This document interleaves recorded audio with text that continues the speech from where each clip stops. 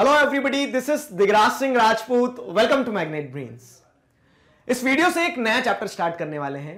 Class 11th political science का आपका chapter rights. आपकी ये जो बुक है पॉलिटिकल थ्योरी की, प्यारी सी बुक है। तो इसमें आपने अभी तक जितने चैप्टर पढ़े स्टार्टिंग में हैं, कौन कौन से? जैसे आपने फ्रीडम पढ़ा, आपने इक्वालिटी पढ़ा, आपने जस्टिस पढ़ा। ये तीनों आइडियाज, ये तीनों वैल्यूज को पढ़ने के बाद में आपको क्या समझ में आया कि ये तीनों वैल्यूज हमारी लाइफ से कितनी ज्यादा जुड़ी हुई है। मतलब लाइफ के अलग अलग स्फीयर में क्या करते हैं, हम इन तीनों वैल्यूज को कहीं ना कहीं रिलेट करते हैं। हम इन तीनों वैल्यूज को हमारे राइट्स की तरह क्लेम करते हैं। ठीक है, अंडरलाइन करो राइट्स को। आया समझ में क्या कहना चाह रहा हूं? अभी तक आपने जो पढ़ा है वो सारी चीजें आपको यहां पे अपने राइट्स के फॉर्मेट में देखने को मिलेगी। राइट्स क्या होते हैं? राइट्स हमारे अधिकार होते हैं। ठीक है, कितने अधिकार से हम बोलते हैं कि राइट्स हमारे अधिकार होते हैं। लेकिन राइट्स के पीछे भी कहानी, एक उस तरह की कहानी, उस तरह की डेफिनेशन, उस तरह के कंसेप्ट जो आपने कभी नहीं सोचे होंगे, वो सारी चीजें आपको यहां जानने को मिल जाएगी। आज हम नॉर्मली क्या करते हैं, नॉर्मली हम कुछ भी बात होती है तो हम बड़ी आसानी से कह देते हैं कि ये मेरा अधिकार है, मुझे ये करना है। ठीक है, जैसे क्या होता है कि आप मान लीजिए कि आपको बोलने नहीं दिया जा रहा, तो आप क्या कहेंगे कि it's my right to speak. ठीक है, freedom of speech and expression का हवाला देते हुए आप क्या बोलोगे? पॉलिटिकल साइंस के स्टूडेंट हो आप तो आर्टिकल भी बता दोगे। बताना जरा कौन सा आर्टिकल है। तो आप freedom of speech and expression का हवाला देते हुए क्या कहोगे कि बोलना मेरा अधिकार है। ठीक है, तो हम अपने अधिकारों को कितनी आसानी से क्लेम करने लेते हैं। लेकिन अधिकार कहां से आते हैं? ठीक है, क्या हर चीज जो हम सोचते हैं कि हमारा अधिकार है वो सही सोचते हैं हम? ठीक है, तो राइट्स के पीछे जो कंसेप्ट है ना, देखो पॉलिटिकल थ्योरी क्या है। ठीक है, थोड़ा सा भावनाओं को समझना मेरी। हाँ, पॉलिटिकल थ्योरी क्या है कि हम जो भी बात करते हैं, फ्रीडम की बात करते हैं, हम इक्वालिटी की बात करते हैं। ठीक है, हम जस्टिस की बात करते हैं, हम ये सारी चीजों के अलावा भी जैसे जो भी पॉलिटिकल वैल्यू आप आगे भी पढ़ोगे, हम नेशनलिटी की बात करते हैं। इन सारी चीजों की जो हम बात करते हैं ना, तो ये सब क्या है? ये सब एक नॉर्मल इंसान जो है ना, तो वो इस तरह से देखता है। मतलब जमीन जो है, तो एक नॉर्मल इंसान इनको सिर्फ शब्द के हिसाब से देखता है कि फ्रीडम मतलब आजादी, इक्वालिटी मतलब समानता, जस्टिस मतलब न्याय। ठीक है, एक नॉर्मल इंसान इस तरह से देखता है। लेकिन ठीक है, लेकिन जो एक पॉलिटिकल साइंस का स्टूडेंट होता है ना, वो उसे पता है यहां देखने की कोशिश करता है। समझ रहे हो कंसेप्ट? समझ रहे हो ना कि एक पॉलिटिकल साइंस का स्टूडेंट उस चीज को यहां से देखने की कोशिश करता है। आप उसके फाउंडेशन में, आप उसकी रूट्स को पढ़ते हो कि इक्वालिटी है, तो इक्वालिटी आखिर क्या है। तो उसी तरह से जो हमारा चैप्टर है राइट्स, ठीक है, यही सारी वैल्यूज हमारे राइट्स बनती हैं। तो राइट्स के भी आप क्या देखोगे? रूट्स देखोगे कि राइट्स जो सिर्फ अधिकार नहीं है, उसके साथ में बहुत सारे और भी दूसरे कंसेप्ट जुड़े हुए हैं। राइट्स कहां से आए, ये सारी चीजें आपको इस चैप्टर में जानने को मिलेगी। समझ में आया ना क्या बताना चाह रहा हूं मैं? देखो, बेसिक पहला वीडियो लेक्चर जो रहता है इंट्रोडक्टरी वीडियो लेक्चर रहता है, जिसमें मैं आपको चैप्टर की थीम समझाता हूं। थीम बता दिया मैंने, और ये बता दो कि हम चैप्टर में क्या क्या पढ़ने वाले हैं। क्लियर है? तो जैसे हम इंडिया में रह रहे हैं, ठीक है, तो इंडिया एक डेमोक्रेटिक कंट्री है, डेमोक्रेसी है ना। तो अब जब डेमोक्रेसी है, तो डेमोक्रेटिक कंट्री में we and are claims for right. तो if we are living in a democratic country or anyone else who is living in a democratic country, then only he can claim rights. ठीक है, ही और she can claim rights. समझ रहे हो? आप अगर मान लो एक पल के लिए आप कह रहे थे डिक्टेटरशिप होती है, आप जर्मनी वर्मनी में हो, हिटलर है, अब वहां पे जाके बोलते हैं मेरा अधिकार है, आप ज्यूस आप बोलते मेरा अधिकार है, दो चाटे लगाते आपको बिठा देते कंसंट्रेशन कैंप में। आया ना समझ में? तो उस तरह से आप एक डेमोक्रेटिक कंट्री में रहते हो, तभी आप क्या करते हो? राइट्स को बहुत आसानी से क्लेम कर सकते हो। आप बोल सकते हो कि मेरा अधिकार है। आपको किसी चीज के लिए रोका जाएगा तो आप क्या बोलोगे कॉन्स्टिट्यूशन में लिखा है मेरा अधिकार है। ठीक है, तो हम क्या करते हैं, क्योंकि हम एक डेमोक्रेटिक कंट्री में रहते हैं, तो we can easily claim our rights. What are our rights? ठीक है, तो जैसे आप बहुत सारे राइट्स, राइट टू वोट की बात करते हो, आप बहुत आसानी से बोल देते हो कि मेरा वोट देने का अधिकार है, मेरी डेमोक्रेटिक कंट्री है, ठीक है, डेमोक्रेसी है, जो लीडर बनेगा वो मेरे ऊपर रूल करेगा, मेरे द्वारा चुना जाना चाहिए, तो therefore I should have right to vote. आप बहुत आसानी से बोल सकते हो। ठीक है, right to form political parties, आप बोलते हो कि ये मेरा देश है तो मैं क्यों नहीं गवर्न कर सकता हूं, मैं पॉलिटिकल पार्टी बना सकता हूं। आप ये बोल सकते हो मैं इलेक्शन में जब वोट दे सकता हूं तो मैं लड़ भी सकता हूं। तो सारी कहानी है। ठीक है, सारी कहानी है। तो राइट टू वोट जो है, राइट टू वोट क्या है? राइट टू वोट के साथ में right to form political parties, right to contest election, फिर जैसे राइट टू इंफॉर्मेशन, आज आप देखोगे right to privacy, right to food, right to life, दुनिया भर के सारे अधिकार हैं आपके पास में। ठीक है, और वो क्यों है? तो उसके पीछे कारण ये है क्योंकि आप एक डेमोक्रेटिक कंट्री में हो, और जो जेन्युइन राइट्स होते हैं, जो अभी आप समझोगे कि राइट्स कुछ भी नहीं हो जाता है। ठीक है, उसके पीछे सोसाइटल अप्रूवल, वो लेजिटिमेट होना चाहिए, जस्टिफाइड होना चाहिए, वेलबींग के लिए होना चाहिए। ठीक है, बहुत सारे उसमें डेफिनेशन में इश्यूज जुड़े हुए हैं। नेक्स्ट वीडियो में जब आपको मैं व्हाट आर राइट्स बताऊंगा तब समझाऊंगा, अभी मैं थीम समझा रहा हूं। ठीक है, तो हमारी थीम क्या बोलती है कि एक डेमोक्रेटिक कंट्री में जो इंडिविजुअल्स होते हैं, they can easily claim their rights. ठीक है। तो राइट्स में भी claim not only for adult human beings but also for children. अब देखो स्कोप देखो आप कि अधिकार ऐसा नहीं कि सिर्फ मेल के ही होंगे या फिर अधिकार सिर्फ अडल्ट के ही होंगे, ह्यूमंस के भी मतलब ह्यूमंस में जैसे आप देखोगे तो ह्यूमन बीइंग्स के बच्चों के भी हो सकते हैं, अनबॉर्न फीटस के भी हो सकते हैं, जो पैदा नहीं हुआ है अभी पेट में ही है उसके भी राइट हो सकते हैं। ठीक है, तो राइट्स अपने आप में क्या है, बहुत मजबूत, एक कह सकते हैं बहुत स्ट्रॉन्ग वैल्यू है। ठीक है, और इसे समझना बहुत ज्यादा जरूरी है। और इंसानों को तो छोड़ो, एनिमल्स तक के राइट्स हो सकते हैं। ठीक है, एनिमल्स तक के राइट हो सकते हैं कि आप एनिमल्स के, जैसे आप मान लो क्या है वाइल्ड लाइफ प्रोटेक्शन एक्ट में क्या है कि आप उनकी जान नहीं ले सकते हो। आपने अगर हंटिंग करी कि आपकी हंटिंग कर देगी गवर्नमेंट। ठीक है, तो उस सेंस में क्या एनिमल छोड़ो, इन्वायरमेंट के राइट्स होते हैं, आप इन्वायरमेंट पॉल्यूट नहीं कर सकते हो। ठीक, तो इस तरह से राइट्स का जो होराइजन है ना वो बहुत ज्यादा बड़ा है और over the period of time क्या होते जा रहा है, एक्सपैंड होते चले जा रहा है। जैसे हंटिंग आज से 400 साल पहले किसी ने नहीं सोचा होगा कि हंटिंग को बैन कर दिया जाएगा या फिर उसके भी एनिमल्स के भी राइट्स होंगे, आज है। ठीक है, अब कल को नहीं पता आप और किन किन चीजों के राइट्स आ जाएंगे, पता नहीं मार्कर और स्मार्ट बोर्ड के भी राइट्स आ जाएंगे। ठीक है, ये भी बोल देंगे हमें ऐसे टच मत करना। ठीक है, तो ये जो नोशन है राइट्स का, ठीक है, thus it is involve in variety of different ways by different people. ठीक है, and over the period of time this notion keeps on changing. ये बेसिक थीम है राइट्स की, आप इस थीम को समझना क्योंकि आगे आपको चैप्टर में यही सारी चीजें जानने को मिलेगी कि राइट्स क्या है। ठीक है, हमें राइट कहां कहां इन्फ्लुएंस करते हैं, राइट को हम कैसे एक्सरसाइज करते हैं, राइट आए कहां से, ये सारी चीजें आपको इस चैप्टर में जानने को मिलेगी। ठीक, कैसे जानने को मिलेगी सर, तो ये सारे टॉपिक्स में आपको मैं ये सारे टॉपिक्स पढ़ाऊंगा। छोटा चैप्टर है, ज्यादा ऐसा बहुत बड़ा नहीं है, लेकिन बहुत इंपॉर्टेंट चैप्टर है। अभी तक जो 3 चैप्टर पढ़ के आए ना, तो उनका क्रक्स है ये। ठीक है, उन 3 चैप्टर से रिलेट कर पाओगे आप, आपके अधिकार कहां से बनते हैं। आप फ्रीडम के हवाले से, इक्वालिटी के हवाले से, जस्टिस के हवाले से ही तो राइट्स बनाते हो, आपके अधिकार ऐसे ही तो बनते हैं, इन्हीं वैल्यूज के ऊपर तो बनते हैं। ठीक है, तो आप पढ़ोगे what are rights, what are rights पढ़ोगे पहली चीज। व्हाट आर राइट्स में आप क्या पढ़ोगे, तो व्हाट आर राइट्स में आप ये देखोगे कि राइट्स जो है तो वो डेफिनेशन भी समझाऊंगा। अभी यहाँ पे ट्रेलर है ना, अभी पिक्चर थोड़ी बताएंगे। तो वाटर राइट्स से बहुत अच्छा टॉपिक है, इसमें आपको राइट्स की सही डेफिनेशन जानने को मिलेगी, बहुत इंपॉर्टेंट है। फिर where do rights come from, rights कहां से आते हैं, क्या हमारे पैदा होते से ही हमारे साथ में राइट्स आ जाते हैं, क्या हमें गवर्नमेंट राइट देती है। ठीक है, कि क्या हम ह्यूमन बीइंग है इसलिए हमारे कुछ अलग राइट है। तो वो जो डिबेट है आपकी कि राइट्स आते कहां से, आसमान से आते हैं क्या, भगवान हमारे साथ में लिख के पहुंचा के देते हैं क्या, तो उस तरह से क्या है राइट्स कहां से आते हैं, ये पॉइंट इसमें देखेंगे हम।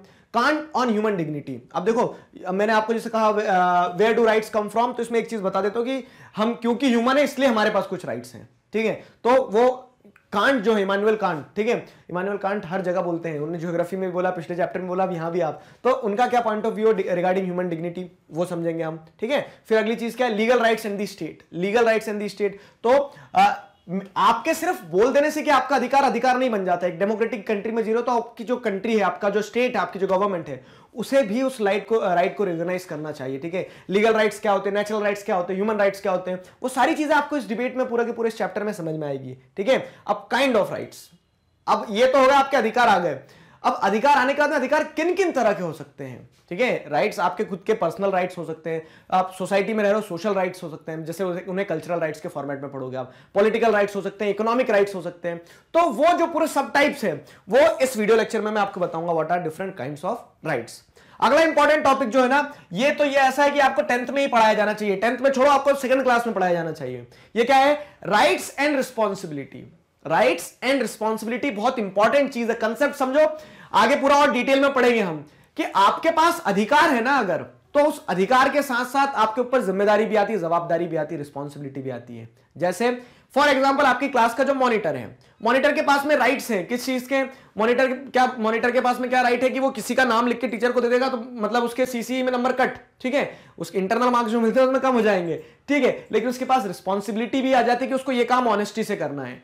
आप क्या बोलते हो कि आपके पास में राइट है, क्या राइट है, right of freedom of speech and expression. ठीक है, right to have freedom of speech and expression. तो अब इसके चलते क्या है कि आप बोलो जो बोलना है, लेकिन आपके ऊपर ये भी रिस्पॉन्सिबिलिटी आती है कि आप किसी को डिफेम ना करोगे ना गवर्नमेंट लगाएगी फटकार। ठीक है, तो उस तरह से आपके अधिकार रहेंगे, कोई नहीं छुड़ा सकता, लेकिन उन अधिकारों को एक्सरसाइज करते समय आपको कुछ रिस्पॉन्सिबिलिटी भी समझना होगी। राइट्स और रिस्पॉन्सिबिलिटी आपस में बहुत गहरा संबंध है इनका। ठीक है, हम अधिकार चिल्लाते हैं लेकिन हमारी रिस्पॉन्सिबिलिटी नहीं समझ पाते, और यहीं पे कहीं ना कहीं एक अच्छा सिविलियन होने में हम चूक जाते हैं। ठीक, हमेशा ग्रीवियंसेस रखना और उन ग्रीवियंसेस को प्रॉपर्ली एड्रेस कर पाना, गवर्नमेंट के बीच में जो दिक्कतें आती है ना, उसमें राइट्स और रिस्पॉन्सिबिलिटी को समझना बहुत इंपॉर्टेंट है।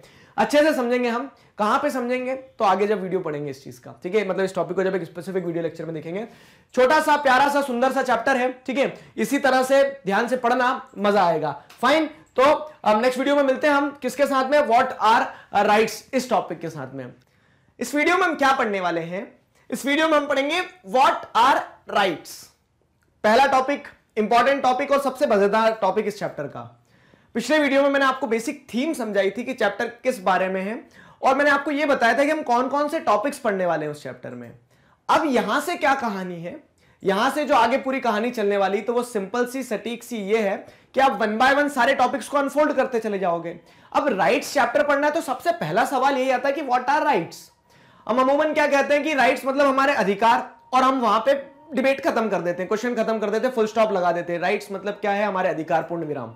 लेकिन ऐसा नहीं है। आप कौन हो? ठीक है, शक्तिमान नहीं हो। आप क्या हो? आप पॉलिटिकल साइंस की स्टूडेंट हो। अब आपसे पूछा गया व्हाट आर राइट्स, तो आपको उसकी रूट्स समझना होगी, ठीक है, राइट्स की रूट्स समझना होगी। आप नहीं समझोगे तो कौन समझेगा, ठीक है। तो try to understand the dynamics of the concept. ये जो कंसेप्ट है राइट्स, जो एक वैल्यू है, ठीक है, एक आइडिया है, पॉलिटिकल आइडिया, इसका पूरा के पूरा जो डायनामिक्स है ना, मतलब इसके अलग अलग डायमेंशन से इसको समझने की कोशिश करना। ठीक, एक डेफिनेशन है हमारे पास, ठीक, मोटा माटी, जो हमें बताती है कि राइट्स क्या होते हैं, एक राइट क्या होता है, ठीक है, मोटा माटी क्या होता है, मोटे ही मोटे में बता रही है आपको, पूरी कॉम्प्रिहेंसिव डेफिनेशन है। और इस डेफिनेशन को पढ़ने के बाद में इसका आपको क्या करना है, इसके बाद में इसको अच्छे से एनालाइज करना है, इसका पोस्टमार्टम करना है, और देखना है कि हर एक शब्द की सिग्निफिकेंस है। ठीक, तो क्या है, देखो, a right is essentially an entitlement or a justified claim. वाह करो, ठीक है। तो right is essentially an entitlement or justified claim. These claims should be legitimate claims. ठीक है, आप जो क्लेम कर रहे हो वो legitimate claim होना चाहिए, recognized by society and necessary for leading a life of respect and dignity and our well-being. बहुत सारे डायमेंशन इस डेफिनेशन में। डेफिनेशन अपने आप में कॉम्प्रिहेंसिव है, ठीक है। अगर आपके टीचर सही में चीजों को अच्छी तरह से कंसेप्ट से समझाते हैं, ये डेफिनेशन देखेंगे ना, वो आप जब लिखोगे आंखों में से आंसू झलक आएंगे उनकी, ठीक है। लेकिन आपको इसे एक्सप्लेन भी करना होगा। तो ये डेफिनेशन सिर्फ एक नंबर में परफेक्ट है। इसको एक्सप्लेन कैसे करना है, तो देखो, राइट्स क्या, right is essentially an entitlement or a justified claim. तो एंटाइटलमेंट मतलब क्या होता है, what are entitled to as to us, ठीक है, to us, what are entitled to us as citizens, individuals and human beings, ठीक है। अब ये इग्नोर करना है आपको, जो स्लाइड में एरर्स है, समझना इस चीज को। एंटाइटलमेंट मतलब क्या होता है कि जो हमें एंटाइटल्ड है as a human being, as a citizen, as कह सकते हैं क्या, एज ए इंडिविजुअल, ठीक, मतलब जो हमारे ऊपर ड्यू है ना, जो हमारा ड्यू है, मतलब जो हमारे ऊपर नहीं, जो हमारा ड्यू है, जो हमें लेना है, वो हमारे अधिकार होगा एक तरह से, ठीक है। तो अधिकार क्या होता है, right is essentially an entitlement. एक एंटाइटलमेंट होता है कि आप किसी भी चीज को अधिकार से क्यों मांगते हो, क्योंकि उस पर आपका अधिकार होता है, आपका क्या होता है, एंटाइटलमेंट होता है उस चीज पे, तभी आप उस चीज को क्लेम करते हो, ठीक है। तो इस तरह से राइट्स जो होते हैं आपके एंटाइटलमेंट होते हैं। अब आपका क्या होता है, तो फॉर एग्जांपल जैसे बताता हूं मैं, जैसे आप क्या बोलते हो कि मुझे जीने का अधिकार है, क्यों, क्योंकि आपकी लाइफ पे आपका अधिकार है ना, तो आप क्या बोलते हो, right to life, give me my right to life. आप मेरी जान नहीं ले सकते हो कोई भी, ठीक है, जेल में डाल दिया जाएगा आपको, क्यों, क्योंकि मेरी जान पे मेरा अपना एंटाइटलमेंट है। आगे ना समझ में, तो ये राइट जो होते हैं उस वही राइट होंगे जिसपे आपका अधिकार हो, ठीक है। आप ऐसा नहीं बोल सकते हो कि आपकी जान में ले लूंगा, ठीक है, ये मेरा अधिकार है, क्यों, क्योंकि उनकी जान वो उनका अधिकार है, ठीक है। आगे समझ में, तो इस तरह से राइट क्या हो गया, right is essentially an entitlement or a justified claim. Justified claim का मतलब क्या होता है, अब देखो, अब एंटाइटलमेंट है, आपका क्लेम है, आप जिस चीज को क्या करते हो, जिस चीज को आप मांग सकते हो, आप बोल सकते हो कि ये मेरा अधिकार है, ठीक है। तो जस्टिफाइड क्या होता है, आप देखो समझो, इसका मतलब ये नहीं कि आप कुछ भी मांगो। जस्टिफाइड का सिंपल सा मतलब क्या होता है, these entitlement must be justified, ठीक है। जो आप बोलते हो कि I am entitled over this, ठीक है, as a citizen, as individual, as a human being, ठीक है। तो अब एक चीज देखो, हर डेफिनेशन के हर डायमेंशन से आपको एक नई चीज जानने को मिलेगी कि राइट्स जो होते हैं जरूरी नहीं कि सिर्फ देश के नागरिकों को ही मिले, ठीक है, वो rights as a human being भी मिल सकते हैं। जैसे अब कोई अमेरिकन आ गया इंडिया में, तो उसे वोटिंग राइट नहीं मिलेगा, राइट टू वोट वो नहीं मांग सकता, क्यों, क्योंकि वो हम सिटीजन को ही देंगे। लेकिन ऐसा नहीं है कि उसको दूसरा अधिकार नहीं मिलेंगे, राइट टू लाइफ उसे इंडिया में भी मिलेगा। आगे समझ में, तो एक एक लाइन जो एनसीईआरटी में लिखी रहती है ना, उसके पीछे एक एक एक्सप्लेनेशन होता है। ऐसे अगर पढ़ने बैठ जाएंगे तो मैं 4 दिन तक तुम्हें एक ही चैप्टर पढ़ा सकता हूं, ठीक। लेकिन हम क्या करते हैं, अब सारी चीजें मतलब चीजें, टाइम कॉन्स्टेंस है, सब कुछ है, तो उन सारी चीजों को कंसीडर करते हुए जो क्रक्स है वो समझाते चलता हूं, ठीक है। तो राइट्स क्या हो गए, right is an essentially entitlement. आगे एंटाइटलमेंट वो इंडिविजुअल का हो सकता है, सिटीजन का हो सकता है, ह्यूमन बीइंग का हो सकता है, ठीक। अब these entitlements must be justified, ये जस्टिफाइड होना चाहिए। और मतलब आप जो भी क्लेम करोगे ना, ठीक है, एंटाइटलमेंट और जस्टिफाइड क्लेम, मतलब आप जो भी क्लेम करोगे, आप बोल रहे हो कि सर ये मेरा राइट है कि मैं आपकी जान ले लूं, ठीक है, तो ये जस्टिफाइड नहीं है ना कहीं से कहीं तक, आया ना समझ में। राइट वही होगा जो जस्टिफाइड होगा, जो जस्टिफाइड नहीं है वो आपका अधिकार बन ही नहीं सकता है। तो ये पॉइंट ध्यान रखना क्या कि these entitlements must be justified, इन्हें आपको जस्टिफाई करते आना चाहिए। इन्हें आप ये बता सकते हो कि वो उस चीज पे आपका क्लेम इसलिए क्योंकि ये है। जैसे फॉर एग्जांपल लेते हैं क्या कि राइट टू रिलीजन हम बात करें कि आपको राइट टू रिलीजन, जैसे इंडिया एक सेकुलर कंट्री है और फ्रीडम ऑफ रिलीजन है, आपको आप जिस रिलीजन को फॉलो करना चाहे, जिस रिलीजियस आइडिया को अडॉप्ट करना चाहे, नहीं करना चाहे, हर चीज की आपको आजादी है, ठीक है। तो वो आपका राइट क्यों, क्योंकि आप उसे जस्टिफाई कर सकते हो, बोल सकते हो इंडिया एक सेकुलर कंट्री, हमारे कॉन्स्टिट्यूशन में लिखा है एज ए ह्यूमन बीइंग है, मेरी कंसाइंस पे छोड़ दो आप, ठीक है। तो वो अधिकार आप क्यों मांग पा रहे हो, क्योंकि आप उसे जस्टिफाई कर पा रहे हो, आप उसे प्रूव कर पा रहे हो, ठीक। तो आप जो भी एंटाइटलमेंट, जो भी क्लेम करोगे वो जस्टिफाइड होना चाहिए। आगे समझ में, सिंपल सी चीज थी, ठीक। अब आगे क्या लिखा देखो, तो the right is essentially an entitlement or justified claim, इतनी डेफिनेशन सिर्फ पढ़ना नहीं समझना है, समझ में आई है। These claim should be legitimate claims, ठीक है, these claim should be legitimate claims recognised by society, ठीक है, हाँ रिकॉग्नाइज्ड बाय सोसाइटी, यहां कर दो, रोक दो जरा इसको, थांबा, ठीक है। अब क्या, these claims should be legitimate claims recognised by society. Legitimate शब्द क्या होता है, क्लास 10th की यादें जो है, चैप्टर 7 सिविक्स, थोड़ी यादें ताजा करो, ठीक है। वहां पे आपने सुना था कि एक डेमोक्रेटिक गवर्नमेंट एक लेजिटिमेट गवर्नमेंट होती है। लेजिटिमेट मतलब क्या है कि जिसकी वैल्यू हो, ठीक है, value in terms of money नहीं, वैल्यू इन टर्म्स ऑफ कह सकते हैं पोजीशन हो। जैसे हम क्या कहते हैं कि अगर दो फोन निकालते हैं हम, एक फोन कहते हैं सैमसंग का और एक कोई सा चाइनीज है, ठीक है, तो आप क्या बोलते हैं कि कौन सा लेजिटिमेट फोन होगा, तो बोलोगे सैमसंग, क्यों, क्योंकि उसकी वैल्यू है, उसकी ब्रांड है एक, ठीक है। चाइनीज का क्या भरोसा है, कब कहां कुछ बिगड़ जाए सुधर जाए। तो इस सेंस में क्या है कि आप सैमसंग को क्या कर रहे हो, वैल्यू दे रहे हो, क्यों, क्योंकि उसकी लेजिटिमेसी ज्यादा है। सुना होगा ना कि दो इंसान आए तो हम बोलते हैं कि यार ये इंसान भी ऐसी बात कर रहा है, मानना पड़ेगा क्योंकि इंसान लेजिटिमेट इंसान है, ठीक है, लेजिट है। तो उस तरह से आपको समझना होगा लेजिटिमेट मतलब क्या होगा, जिस चीज की वैल्यू हो। तो आपके क्लेम्स जो हैं वो जस्टिफाइड भी हो सकते हैं, ठीक है, वो मतलब आपका एंटाइटलमेंट भी हो सकता है, लेकिन वो होना क्या होना चाहिए, this claim should be legitimate claims. Legitimate क्या होता है, legitimate means which are recognised by the society. जैसे आपने सिविक्स में देखा होगा, डेमोक्रेटिक गवर्नमेंट को आप लेजिटिमेट गवर्नमेंट क्यों कहते हो, वो जैसी भी हो, करप्ट हो, किसी की सुनती ना हो, कुछ भी करती हो डेमोक्रेटिक गवर्नमेंट, लेकिन वो लेजिटिमेट इसलिए होती है क्योंकि उसे हमने चूज किया है। अब आप आपके द्वारा लिए गए डिसीजंस पे तो ऐसा नहीं बोलोगे ना गलत लिए, ठीक है। तो उस तरह से क्या है कि सोसाइटी जिस चीज को मानेगी वही एक लेजिटिमेट क्लेम कहलाएगा, ठीक है। आपके बोल देने से कोई चीज राइट नहीं बन जाएगी। एज ए सोसाइटी, आप क्योंकि समाज में रहना है ना, तो आपको एज ए सोसाइटी उस चीज को क्या करना होगा, सोसाइटी से अप्रूव करवाना होगा, वो लेजिटिमेट होता है। तो लेजिटिमेट मतलब क्या है, everything that I regard to be necessary and desirable need not mean to be right, ठीक है। आप जो सोचते हो, जैसे आपने क्या बोल दिया कि सर मेरा एक अधिकार ये होना चाहिए कि मैं नाखून खा सकूं, ठीक है, कुछ कुछ बच्चों को रहता है, ठीक है, कुछ बच्चों को क्या नाखून खाने की आदत होती है, अभी वो खा रहे हैं इसलिए मुझे देख के याद आ गया। तो मैं अब एग्जांपल अभी देता हूं आपको, क्या कि लेजिटिमेट आपके हिसाब से क्या हो गया, राइट होना चाहिए कि सर मैं नाखून खा सकूं अपने, ये मेरा राइट होना चाहिए। लेकिन क्या सोसाइटी उस चीज को मानती है, बताओ, ठीक है, सोसाइटी नहीं मानती है ना। तो वही मतलब देखो एग्जांपल बहुत टू द ग्राउंड है, समझाने के पर्सपेक्टिव से लिया था, दिल पे मत लेना, ठीक है। तो लेजिटिमेट क्या होता है, everything that I regard to be necessary and desirable need not mean to be right. आप जो सोचते हो हमेशा वो आपका जस्टिफाइड क्लेम नहीं होगा, आप जस्टिफिकेशन दे भी दोगे लेकिन वो आपके हिसाब से नहीं चलेगी चीजें। क्या होना होगा, क्योंकि समाज में रहना तो आपस में कोऑर्डिनेशन जरूरी है। तो सोसाइटी जिस चीज को जस्टिफाई कर सकती है उसे लेजिटिमेट कहा जाता है। सोसाइटी जिस चीज को क्या करती है, अप्रूव करती है, वो लेजिटिमेट होता है, ठीक है। तो right is essentially an entitlement or a justified claim. These claim should be legitimate claims recognised by the society and, ठीक है, देखो यहां तक कहानी समझ में आ गई ना, डेफिनेशन अभी याद करके जाना घर।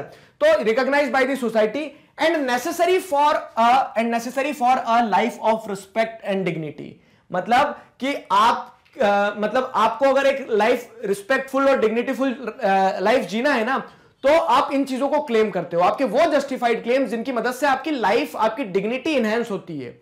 जैसे for example right to education, आप राइट के रूप में आप बोलते हो कि शिक्षा मेरा अधिकार होना चाहिए, गवर्नमेंट देगी। क्यों, क्योंकि आप उस एजुकेशन से अपनी लाइफ को सही मायने में जियोगे, आपकी डिग्निटी बढ़ेगी, आपकी रिस्पेक्ट बढ़ेगी ना। तो वो चीज होती है। एंड आर वेलबिंग, अब वेलबिंग की बात की जाए तो जैसे आप बोलोगे सर ड्रग्स दो, ठीक है, ड्रग्स दो, ध्यान आया कुछ, तो वो क्या है, वो आपके वेलबिंग के लिए नहीं है ना। आप ड्रग्स लोगे फिर पता नहीं कहां किसी नाले में गिरे पड़े रहोगे। तो उस सेंस में क्या है, उस सेंस में आप उन चीजों का क्लेम करो जो आपके भले के लिए, और इसी आर्ग्यूमेंट के ऊपर ड्रग्स को बैन किया गया है।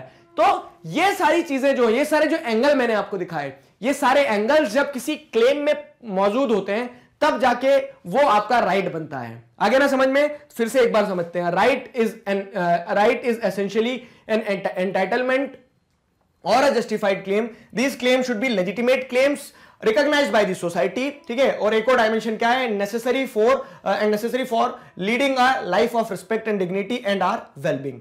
क्लियर हुआ ना। तो जैसे अब लेजिटिमेट की बात करें तो it should be approved by society, approval gives legitimacy to our claim. Society approve करेगी तभी उस क्लेम को लेजिटिमेसी मिलेगी, ठीक है। और तो अब आप मतलब इस चीज को, लेजिटिमेसी को ऐसे भी समझ सकते हो, ये यहां तक की जो डेफिनेशन है ना, इसको ऐसे समझ सकते हो, there is a distinction between what I want and think I am entitled to. मैं क्या चाहता हूं और मैं जो सोचता हूं कि मैं इस चीज का एंटाइटल्ड हूं उसमें, and what can be designated as rights, ठीक है। और क्या राइट्स हो सकते हैं, उस बीच में क्या है, डिस्टिंक्शन है। हर चीज जो आप चाहते हो, जिसे आप जस्टिफाइड कर सकते हो, वो आपका राइट नहीं हो सकता है। क्लियर हुआ।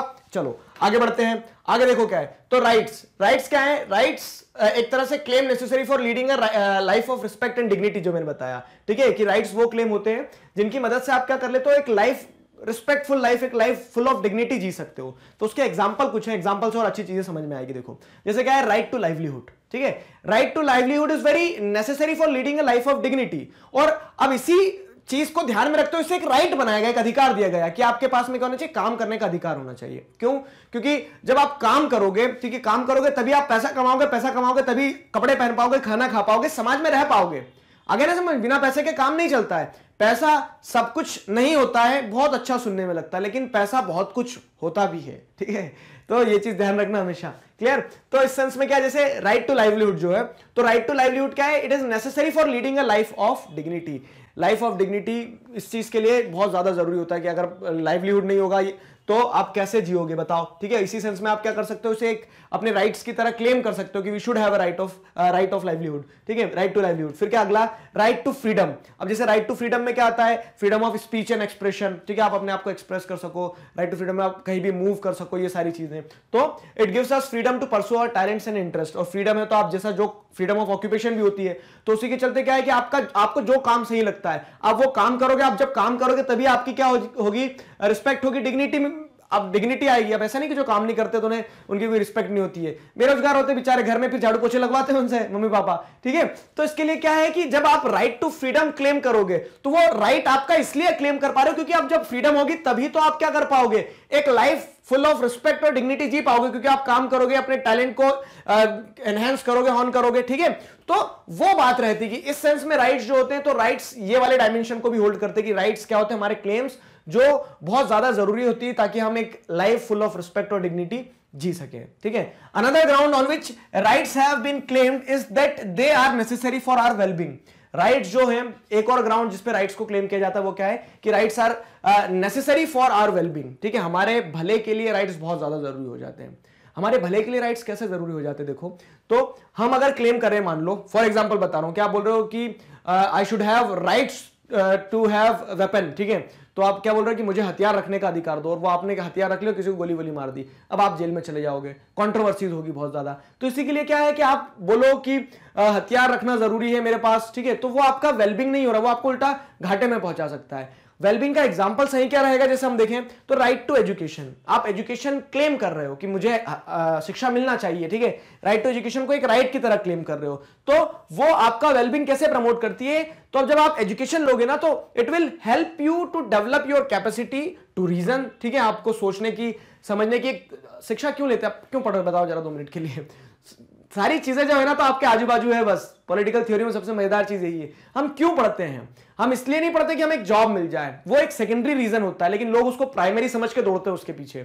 समझना, एक बहुत अच्छा मैं आपको पॉइंट ऑफ व्यू दिखा रहा हूं, सोसाइटी कैसे उल्टे तरीके से सोचती है, ठीक है। सोसाइटी की तरह मत सोचना, अपनी सोच विकसित करना वो ज्यादा जरूरी है। मैं जो समझा रहा हूं वो भी जरूरी नहीं है, आपको अगर कहीं काउंटर आर्ग्यूमेंट लगता तो काउंटर आर्ग्यूमेंट दो, अपनी सोच विकसित करो एक, ठीक है। सबसे बढ़िया सीखने का तरीका खुद से सीखने का तरीका, ठीक। चलो खैर वो डिबेट में ना जाते हुए मैं बताता हूं आपको, जैसे क्या होता है कि आप एजुकेशन क्यों लेते हैं, क्योंकि एजुकेशन का सही मायना ये नहीं होता कि आपको जॉब मिल जाए, ठीक है। शिक्षा का जब तक ये मतलब शिक्षा का उद्देश्य जब तक हम ये लेके चलेंगे कि शिक्षा से नौकरियां बनेगी, तो हम क्या करेंगे, हम नौकर ही जब तक बनाते रहेंगे, कभी भी हम लीडर्स नहीं बना पाएंगे। शिक्षा का सही उद्देश्य होना चाहिए कि आदमी की सोच, रीजन जो है, ठीक है, capacity to reason should develop by the education, this should be the primary focus of education.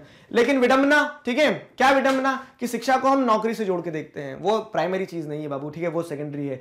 ध्यान हमेशा इस चीज का रखना कि आप एजुकेशन लो तो सीखने के लिए लेना, सिर्फ पास होने के लिए मत लेना, ठीक है। तो वही पर्सपेक्टिव रहना चाहिए। चलो आगे बढ़ते हैं। तो क्या है यहाँ पे राइट टू एजुकेशन जो है, राइट टू एजुकेशन को आप जैसे एक अधिकार की तरह क्लेम करते हो ना, तो it helps to develop our capacity to reason, हमारा सोचने समझने का नजरिया बढ़ता है, उससे बदलता है, ठीक है। It gives us useful skills and enables us to make informed choices in life. देख लो, कहीं से कहीं तक नौकरी की बात नहीं की है, ठीक है। एजुकेशन से क्या होता है, हमारे पास स्किल्स आती है, और अगर आपके पास स्किल्स है ना, आप में अगर टैलेंट है, तो ये मैं पेपर पे आज लिख के दे सकता हूं कि आप भूखे नहीं मरोगे कभी। कुछ भी स्किल्स है, अगर आपको गाना गाते भी आता है, टिकटॉक पे गाना गा के आप काम चला सकते हो, लेकिन स्किल्स होना चाहिए आपके पास। आपके पास अगर टैलेंट है, आपके पास स्किल्स है, तो कोई दिक्कत नहीं होगी, कभी कहीं दिक्कत नहीं होती इंसान को, ठीक है।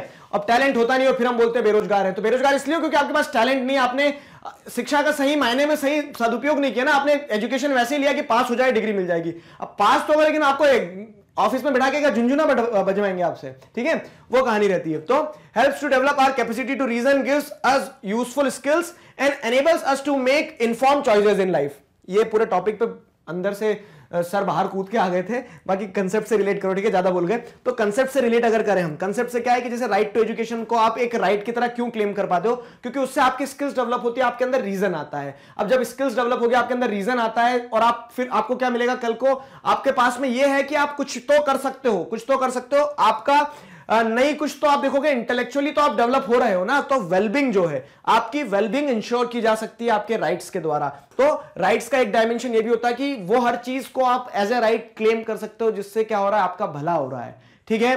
तो डेफिनेशन के सारे एस्पेक्ट्स मैंने समझा दी। जैसे एक यहां पे एक एस्पेक्ट ये भी है कि however if an activity is injurious to our health and wellbeing, it can not be claimed as right. तो उसी ग्राउंड पे हम क्या करते हैं, ड्रग्स को बैन क्यों किया, जैसे टबैको बैन क्यों की गई, ठीक है, इस पर रिस्ट्रिक्शंस क्यों होते हैं, क्योंकि आप हर वो चीज को क्लेम नहीं कर सकते हो जो आपको ठीक लग रही है। अगर कोई चीज इंजीरियस है आपकी हेल्थ के लिए, आपके वेलबींग के लिए, तो वो आप this can not be claimed as a right, ठीक है, आपका अधिकार नहीं होगा। तो इसीलिए जैसे अगर आप देखोगे ना कि वो क्या कहते हैं, सुरेश मुकेश वाले ऐड जो आते हैं, तो वो आपको बताते तो हैं थिएटर में, क्या बोलते हैं वो कि ये आपका अधिकार नहीं कि आप बोलोगे कि फ्रीडम है भैया, फ्रीडम है तो लाओ सिगरेट, ठीक है, सिगरेट लाओ, सिगरेट पिएंगे, ऐसा नहीं है ना।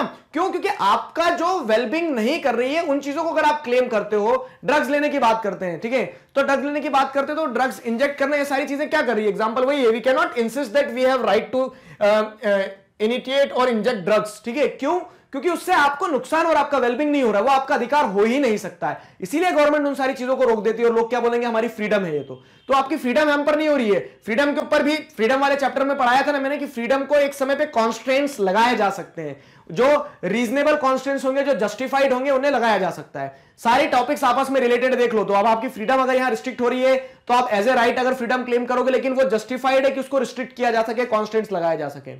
आया ना समझ में? तो ये पूरा डायमेंशन था। आशा करता हूं आप एक बहुत अच्छा आंसर लिख सकते हो। आंसर तो क्या लिखोगे, एक लाइन लिखोगे आप, ये वाली पूरी डेफिनेशन। उसको जब एक्सप्लेन करने की बारी आएगी, तो आप अपने एग्जांपल से, यहां पे जितना बताया मैंने, उसकी मदद से बहुत अच्छी तरह से एक आंसर लिख सकते हो। क्वेश्चन इसमें बनता है डायरेक्ट, इस चैप्टर से एक क्वेश्चन ये आता है, व्हाट आर राइट्स, ठीक है, explain the various dimensions of rights, इस तरह से क्वेश्चन आ गया, ठीक है। और अभी जैसे आप आगे टॉपिक पढ़ोगे, तो राइट्स की इंपॉर्टेंस क्या है, राइट्स कहां से ओरिजिनेट हुए, तो 2-3 चीजों को मिला के क्वेश्चन पूछा जा सकता है। 5 नंबर में सिर्फ इस पे ही आ गया अगर कि एक्सप्लेन राइट्स, ठीक है, एंड इट्स वेरियस डायमेंशंस, तो आप ये सारी चीजें लिख सकते हो ना। एक बार और डेफिनेशन याद कर लेते, तो right is essentially an entitlement or justified claim, ठीक है। This claim should be legitimate claims recognised by the society and necessary for leading a life of respect and dignity and our wellbeing. Clear हुआ? इस video में हम क्या पढ़ने वाले हैं? इस वीडियो में हम पढ़ेंगे where do rights come from, rights कहां से आते हैं, इस चीज को हम जानने वाले हैं, समझने वाले हैं। राइट्स आसमान से नहीं गिरते हैं, ठीक है, तो फिर कहां से आते हैं सर? बड़ा सुंदर एक्सप्लेनेशन दिया एनसीईआरटी में इसमें, ठीक है। तो जैसे क्रक्स बताऊं मैं आपको, तो राइट्स हमसे ही हैं, हम हैं तो राइट्स हैं, ठीक है। तो क्या है, कैसी है कहानी, वो सिस्टमेटिकली आगे आपको समझ में आते जाएगी। थोड़ा सा कनेक्ट करते हैं। पिछले वीडियो में मैंने आपको क्या बताया था? पिछले वीडियो में मैंने आपको यह समझाया था कि राइट्स आखिर होते क्या हैं, व्हाट आर राइट्स, इस चीज को मैंने आपको समझाया पिछले वीडियो में। अब हम ये देखेंगे कि राइट्स है तो सही हमारे, लेकिन कहां से आते हैं। फाइन, तो देखो, in the 17th and 18th century political theorists argued that rights are given to us by nature और God। ठीक है, तो 17th और 18th सेंचुरी की अगर हम बात करते हैं तो उस समय के जो साइंटिस्ट थे, उस समय के जो फिलोसोफर्स थे ना, वो राइट्स को क्या बोलते थे कि rights are given to us by nature or God, भगवान ने देके पहुंचाया हमें राइट्स। ठीक है, इस तरह से बताया जाता कि हम हैं तो हमारे लिए जो राइट्स है, हमारे जो अधिकार है ना, वो किसने दिए?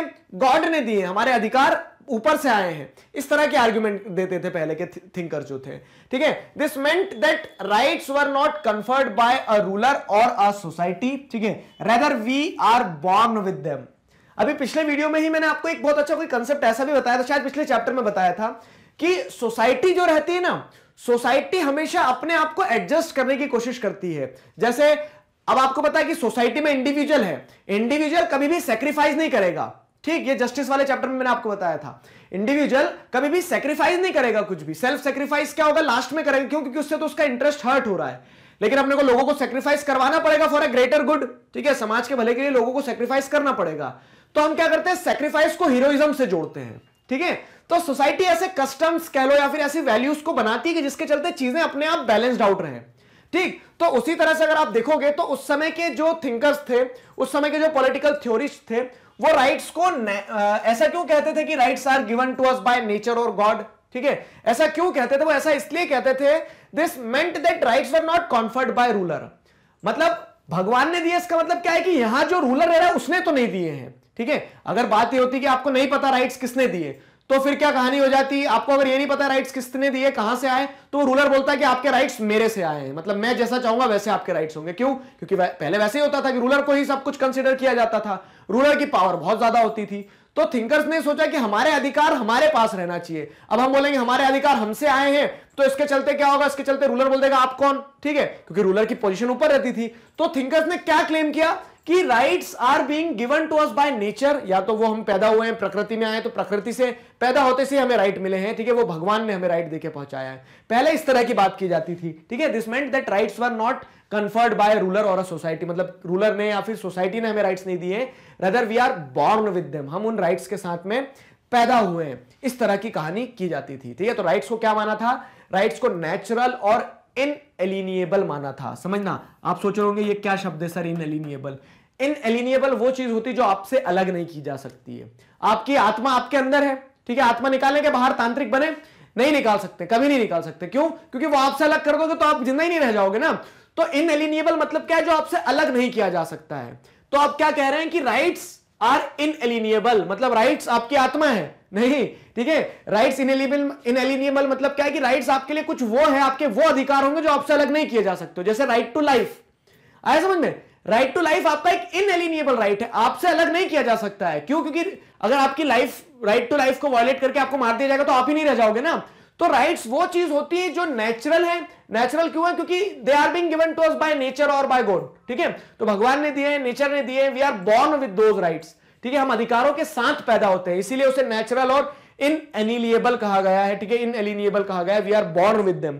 क्लियर हुआ ये? तो we are born with them, ये बड़ी अच्छी आर्ग्यूमेंट है कि राइट्स जो होते हैं तो हम उनके साथ में पैदा होते हैं। क्लियर हुआ? यहां पे एक इंपॉर्टेंट चीज थी कि तीन तरह के राइट्स को नेचुरल राइट्स की तरह आइडेंटिफाई किया गया है, right to life, right to liberty, और राइट टू लिबर्टी के साथ में राइट टू प्रॉपर्टी। ये पॉइंट इंपॉर्टेंट था, स्लाइड में नहीं था, इसलिए मैंने आपको बता रहा हूं, अच्छे से समझ लेना कि लाइफ, ठीक है, प्रॉपर्टी और लिबर्टी, ये तीन राइट्स को नेचुरल राइट माना जाता है। समझना, राइट टू लाइफ मतलब नेचुरल हो गया, इनएलिनिएबल हो गया, आपसे अलग नहीं किया जा सकता है। लिबर्टी, अब आप पैदा हुए तो जीने के लिए पैदा हुए तो राइट टू लाइफ वैसा आ गया। ठीक है, नेचुरली आपको मिला है वो। ठीक, ये तीन कैटेगरी 1 मार्क्स में पूछ ली जाती कि तीन राइट्स कौन से आपके नेचुरल राइट्स आपकी बुक के हिसाब से। तो पहला लिबर्टी हो गया, मतलब पहला लाइफ हो गया, दूसरा लिबर्टी। लिबर्टी मतलब आपको घूमने की आजादी है, घूमने की आजादी, सोचने की आजादी, बोलने की आजादी, क्योंकि आप एक इंडिविजुअल की तरह पैदा हुए तो आप एक एंटिटी की तरह पैदा हुए हो। ठीक है, सिर्फ आप कह सकते हैं कि आंख, बाल, चमड़ी, हड्डी, मांस, इन सारी चीजों का एक टुकड़ा नहीं हो। ठीक है, आप अपने आप में एक इंडिविजुअल आइडेंटिटी हो, आप सोच हो, आप युग हो, आप एक पूरा का पूरा क्या हो, एक पूरी की पूरी आइडियोलॉजी और विचारधारा हो। ठीक है, तो आपको फ्रीडम है उस पूरी चीज की, तो वो भी आपका एक नेचुरल राइट हो गया। और राइट टू प्रॉपर्टी भी नेचुरल राइट में डाला। अब आप थोड़े से 2 मिनट के लिए सोच में पड़ गए होंगे कि sir Indian constitution at work वाली बुक में तो हमने ये पढ़ा है कि राइट टू प्रॉपर्टी पहले फंडामेंटल राइट में हुआ करता था, तो अब तो उसको फंडामेंटल में से भी हटा दिया, और आप बोल रहे हो कि राइट टू प्रॉपर्टी तो एक नेचुरल राइट है। तो देखो नेचुरल किस कंटेक्स्ट में कहा गया है उसे समझने की कोशिश करना। राइट टू प्रॉपर्टी नेचुरल ऐसे है क्योंकि अब जब एक इंसान पैदा होता है ना, तो वो संचय करता है चीजों का, मतलब वो क्या करता है, आप चीजों को इकट्ठा करते हो। वो आप पैदा हुए तो आप क्या करते हो, बनाते हो ना चीजों को। जैसे क्या है कि आप पैदा हुए थे, जब आप क्या आए थे, कपड़े भी नहीं था आपके शरीर पे, कुछ भी नहीं था। अब आपने क्या किया, आपने एक एक चीज को बनाया है अपने मेहनत से, अपने स्किल्स से, अपने टाइम देके, ठीक है। तो राइट प्रॉपर्टी जो है ना, प्रॉपर्टी आपका नेचुरल है, आगे समझ में, वो आप खुद क्रिएट कर रहे हो। तो इस सेंस में क्या है कि जो अर्ली थिंकर्स थे वो इस तरह से मानते थे कि हमारे नेचुरल और इनएलिनिएबल राइट्स जो होते हैं बहुत इंपॉर्टेंट होते हैं, ठीक है। और राइट्स कहां से आए, तो where do rights come from, तो राइट्स जो है एक तरह से हम पैदा हुए हैं तो हमें नेचर ने दिए, by God they are being gifted to us, ठीक है। और जब हम ये बोलते हैं कि we are born with them, तो उससे एक थ्योरी और क्या जुड़ी निकलती है, it implies that no state or organisation should take away that what has been given by law of nature. अब जब हम ये बोलते हैं ना कि राइट्स हमारे नेचुरल राइट्स हैं, तो जैसे राइट टू लाइफ, लिबर्टी और प्रॉपर्टी आपने क्या बोल दिया, नेचुरल राइट्स है। तो ये आप ऐसा इसलिए भी बोलते हो कि जब आप बोल दोगे कि हम उसके साथ पैदा हुए, वो नेचर ने हमें दिया है, ठीक है, this things are given to us by the law of nature, तो these things can not be taken us from, ठीक है, हमसे ली नहीं जा सकती है। तो ये इसलिए कहा जा रहा है, it implies that no state or organisation should take away what has been given by the law of nature. आया ना समझ में। देखो कहानी बहुत इंपॉर्टेंट है, कहानी बनाओ। कहानी कैसे बनाओगे, अभी 2 मिनट में कहानी बनाते हैं हम। कहां से आए राइट्स, तो पहले के जो थिंकर थे, जो पॉलिटिकल थ्योरिस्ट थे, उन लोगों ने कहा कि राइट्स आपको बाय नेचर मिले हैं। बाय नेचर क्यों कह रहे हो आप, क्योंकि नेचर के द्वारा जो दिया जाएगा ना, तो वो क्या होगा, वो फिर राजा ऐसा नहीं बोलेगा कि मैंने दिया, सोसाइटी और राजा क्लेम ना कर सके आपके अधिकारों पे, इसके लिए आप बोलते हो कि बाय नेचर मिला है। और उसका फायदा ये कि जब आप बोलते हो कोई भी नेचुरल और इनएलिनिएबल है ना राइट, तो वो आपसे अलग नहीं किया जा सकता है, ठीक है। It implies that state or no organisation can take your rights from you, ठीक है, ये कहानी रहती है। तो अब और ये जो कंसेप्शन है ना कि कोई दूसरा ले नहीं सकता है हमसे राइट्स, हमारे राइट्स जो है वो क्या है, नेचुरल है, उसकी सिग्निफिकेंस क्या है पता है, उसकी सिग्निफिकेंस ये है कि जब आप ये बोलते हो ना कि we are born with the rights, तो this conception is used to oppose the exercise of arbitrary power by state and government and safeguard individual from freedom। तो आप इसको ऐसे भी समझ सकते हो कि स्टेट्स उनके ऊपर किसी प्रकार का एनक्रोचमेंट नहीं कर सकता है, वो आपसे छुड़ा नहीं सकते हैं सारी राइट्स, ठीक है। तो स्टेट जो है, गवर्नमेंट जो है, राजा जो है, वो आर्बिट्रेरी तरीके से आपके ऊपर किसी भी तरह का इंपोजिशन नहीं लगा सकता आपके राइट्स के ऊपर। क्लियर हुआ। तो ये कहानी थी where do rights come from, ठीक है। अब लेकिन रिसेंट ईयर्स में क्या डेफिनेशन बदली है, रिसेंट ईयर्स में क्या हुआ है, the term human rights is being used more than the term natural rights. अब हम राइट्स को नेचुरल राइट बोलने की जगह ये बोलते हैं कि राइट्स आर ह्यूमन राइट्स, ठीक है, राइट्स हमारे ह्यूमन राइट्स। देखो आप हायर क्लासेस में जाओगे ना, तो आपको और एक बहुत अच्छा कंसेप्ट जानने को मिलेगा कि राइट्स की भी अलग अलग कैटेगरी होती है। नेचुरल राइट्स होते हैं, ठीक है, ह्यूमन राइट्स होते हैं, नेचुरल राइट्स, ह्यूमन, फिर जैसे कुछ लीगल राइट्स कह ले तो कुछ फिर फंडामेंटल राइट्स कह ले तो इस तरह से क्या रहता है, राइट्स के भी अलग अलग सर्कल रहते हैं। हर राइट के अपने आप में एक सिग्निफिकेंस होती है। जैसे आप क्या कहते हो कि फंडामेंटल राइट जो है आपके, वो क्या है, वो सबसे इंपॉर्टेंट राइट होते हैं। लीगल राइट तो फिर भी क्या रहता है, लोग वायलेट कर देते हैं लीगल राइट जो, जैसे राइट टू प्रॉपर्टी, तो वो लॉज में चेंजेस करके बदल दिए जाते हैं। लेकिन फंडामेंटल राइट की ज्यादा सिग्निफिकेंस है, लीगल राइट की कम है। वैसे ह्यूमन राइट की क्या होगी, नेचुरल राइट की और ज्यादा होगी क्या, ठीक है। तो इस सेंस में क्या, राइट्स जो है वो एक्सपैंड होते रहते हैं। आगे समझ में, राइट्स का अलग अलग सर्कल रहता है। तो आप देखो रिसेंट ईयर में क्या है, रिसेंट ईयर में ह्यूमन राइट वाला जो शब्द है ना, इसे ज्यादा यूज किया गया as compare to the term natural rights. सवाल क्यों, क्योंकि the earlier conception is not acceptable today. तो जो पहले का कंसेप्शन था राइट्स का, क्या था पहले का कंसेप्शन, कि पहले आप ऐसा मान के चलते थे ना कि राइट्स क्या है, भगवान के द्वारा दिए गए हैं, वो नेचर के द्वारा दिए गए, तो उस चीज में लोग अब विश्वास नहीं करते हैं। लोगों ने अब दूसरी थ्योरी बनाई है कि राइट्स क्या है, राइट्स ह्यूमन राइट्स होते हैं, ठीक है। राइट्स कहां से आए, where do rights come from, तो राइट्स इसलिए है क्योंकि हम ह्यूमन हैं। तो rights are increasingly seen as a guarantee that human beings themselves seeks or arrive at in order to lead a minimally good life, ठीक है। तो राइट्स क्या हो गए, राइट्स एक तरह से ह्यूमन बीइंग सीक करते हैं ताकि वो क्या करें, लाइफ को मिनिमली जी सके, मिनिमली एक गुड लाइफ जी सके वो, ठीक है। ये कहानी है इंपॉर्टेंट। तो अब ये देखो what is the assumption behind human rights. तो राइट्स को ह्यूमन राइट्स कहने के पीछे कारण क्या है, ठीक है, क्यों नेचुरल राइट्स से आपने अपार्ट कर लिया, तो उस चीज को समझो कि आप ह्यूमन बीइंग हो, ठीक है। Each human being is unique and equally valuable. अब जैसे मैं ह्यूमन, आप ह्यूमन, तो हम सबके बीच में क्या है, अधिकार होंगे कि आप सब इक्वली वैल्यूड हो ना। तो this means that all person are equal and no one is born to serve other. तो अब क्या होता है कि आप जब ये बोलोगे कि कोई एक ह्यूमन बीइंग ज्यादा ऊपर है, कोई एक ह्यूमन बीइंग नीचे है, किसी के पास में जैसा पहले क्या होता था, पहले कंसेप्ट अगर आप देखोगे तो पहले हम अनटचेबिलिटी को जस्टिफाई क्या करके बोल देते थे कि वो तो वर्ण सिस्टम है, ये ब्राह्मण है, ये शूद्र है, तो ब्राह्मण ऊपर है, शूद्र नीचे है। लेकिन जब आप इस चीज को चश्मा बदल के देखोगे, ह्यूमन राइट्स के चश्मे से देखोगे, तो जो ब्राह्मण है उसका भी खून लाल है, वो भी एक इंसान है, वो भी खाना ही खाता है, जो शूद्र है उसका भी खून लाल है, वो भी खाना खाता है। तो अब क्या है कि जब दोनों ह्यूमन है तो दोनों ही इक्वल है, ठीक है।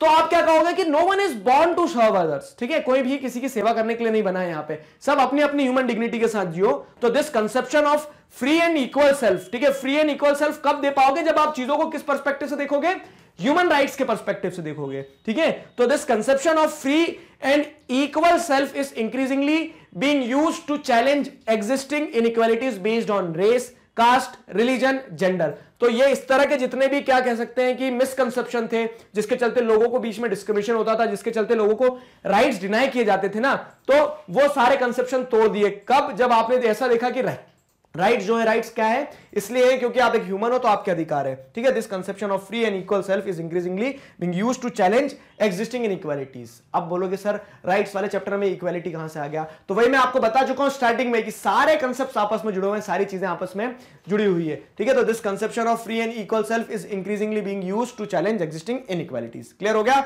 वो इनइक्वालिटीज बेस्ड हो सकती है रिलीजन, जेंडर, रेस, कास्ट, किसी पे भी। और इसी चीज का इस्तेमाल जैसे यूएन भी करती है, तो यूएन ने भी क्या किया है, यूएन का अगर आप देखोगे तो यूनिवर्सल ह्यूमन राइट्स की जो बात करती है यूनाइटेड नेशन, तो वो यही बोलता है कि सब ह्यूमन से, इसी के लिए हम जेंडर, कास्ट, रेस, ठीक है, स्किन कलर, इन बेसिस पे जो भी डिस्क्रिमिनेशन होता है वो गलत है। इसी कंसेप्शन को ध्यान में रखते हुए स्लेवरी जैसे जो है, तो स्लेवरी पहले क्यों जस्टिफाइड थी, ये बोल दिया जाता था कि स्लेव्स के कोई राइट नहीं है, वो इंटेलेक्चुअली उतने कैपेबल नहीं है। लेकिन जब आप ऐसे देखोगे कि स्लेव भी ह्यूमन है और जो मास्टर्स थे वो भी ह्यूमन है, तो स्लेव्स के भी राइट्स होना चाहिए ना, वही चीज रहती है। तो notion of universal human rights जो है कि सब ह्यूमन है तो सभी के एक जैसे अधिकार होना चाहिए। It is used by oppressed people, तो जिनके ऊपर क्या किया जाता था, एक समय तक दबाव बना के रखा जाता था, जिन्हें राइट से डिनाई किया जाता था। अब वो विमेन भी हो सकती है, तो विमेन भी ऐसा बोलती कि आप मेल हो मैं फीमेल हूं, बस यही तो डिफरेंस, बाकी है तो ह्यूमन ही ना।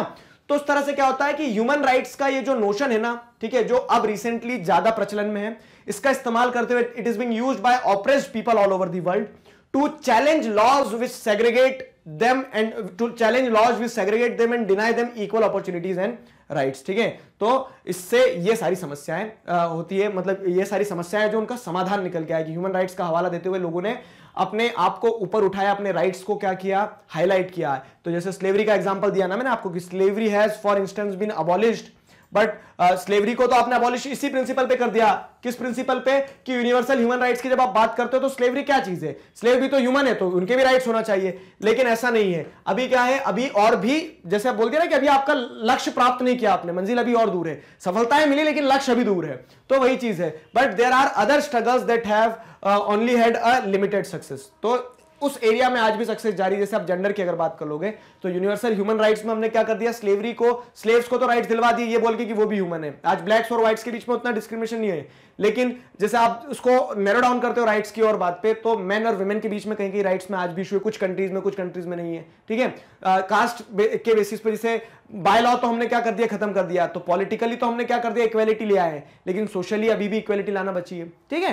तो उस तरह से आज भी आपके पास में, लेकिन क्या है, एक एरिया वो है जहां पे आपको राइट्स की जब बात होती है तो राइट्स पूरी तरह से नहीं आए, और वो ह्यूमन राइट्स के नाम पे ही आप उन चीजों को अचीव कर सकते हो, ठीक है। तो ह्यूमन राइट्स जो है, तो human rights have expanded over the years as society face new threats and challenges. और ह्यूमन राइट्स का जो कंसेप्ट है ना, ये ह्यूमन राइट्स का कंसेप्ट हमेशा एक्सपैंड होता रहा, छोटा नहीं रहा कभी, ठीक है। अब जैसे आप नेचुरल राइट्स की बात करते हैं तो वो ह्यूमन बींग्स तक सीमित था कि हाँ ह्यूमन बींग्स है, तो नेचुरल राइट्स में आपने बोल दिया right to life, right to property, मतलब लिबर्टी और प्रॉपर्टी, ये तीन राइट्स बोल के आपने खत्म कर दी चीजें। लेकिन ऐसा नहीं है, ये ह्यूमन राइट्स की जब हम बात करते हैं तो कंटिन्यूअसली एक्सपैंड करते हैं। जैसे इमरजेंस ऑफ एनवायरमेंटल राइट्स, समझना, बहुत अच्छी चीज बता रहा हूं मैं आपको कि आप ह्यूमन बींग्स हो तो आपके अधिकार होना चाहिए एज ए ह्यूमन बींग, ठीक है, इक्वालिटी का अधिकार, फ्रीडम का, लाइफ का, ये सारी चीजों का अधिकार दे दिया आपको। लेकिन अब आप क्या बोलोगे कि हमारे जब राइट टू लाइफ एक अधिकार है तो जीने के लिए हमें क्या चाहिए रहेगा, साफ शुद्ध वातावरण। ह्यूमन बींग है ना, ह्यूमन बींग को साफ शुद्ध वातावरण चाहिए रहेगा, पॉल्यूशन पे बैन लगाओ। तो इस तरह से क्या है कि एनवायरमेंटल राइट्स निकल के आए ना समझ में। तो वो ह्यूमन राइट्स जो है वो क्या करते जा रहे हैं, स्कोप अपनी बढ़ाते जा रहे हैं। हम ह्यूमन बीइंग, हमारी एक अपनी प्राइवेसी होती है, तो नया राइट निकल के आ गया, राइट टू प्राइवेसी भी एक पार्ट हो गई, क्योंकि वो ह्यूमन बीइंग्स को जरूरी चाहिए रहता है, आ गया। तो आप ह्यूमन बीइंग और आप जिस चीज को जस्टिफाई कर सकते हो कि एज ए ह्यूमन वो मेरे लिए जरूरी, वो आपका राइट बन जाएगा। इस तरह से राइट्स एक्सपैंड होते जा रहे हैं, ठीक है। इस तरह से जो ह्यूमन राइट्स है, human rights have expanded over the years as societies face new threats and challenges, ठीक है।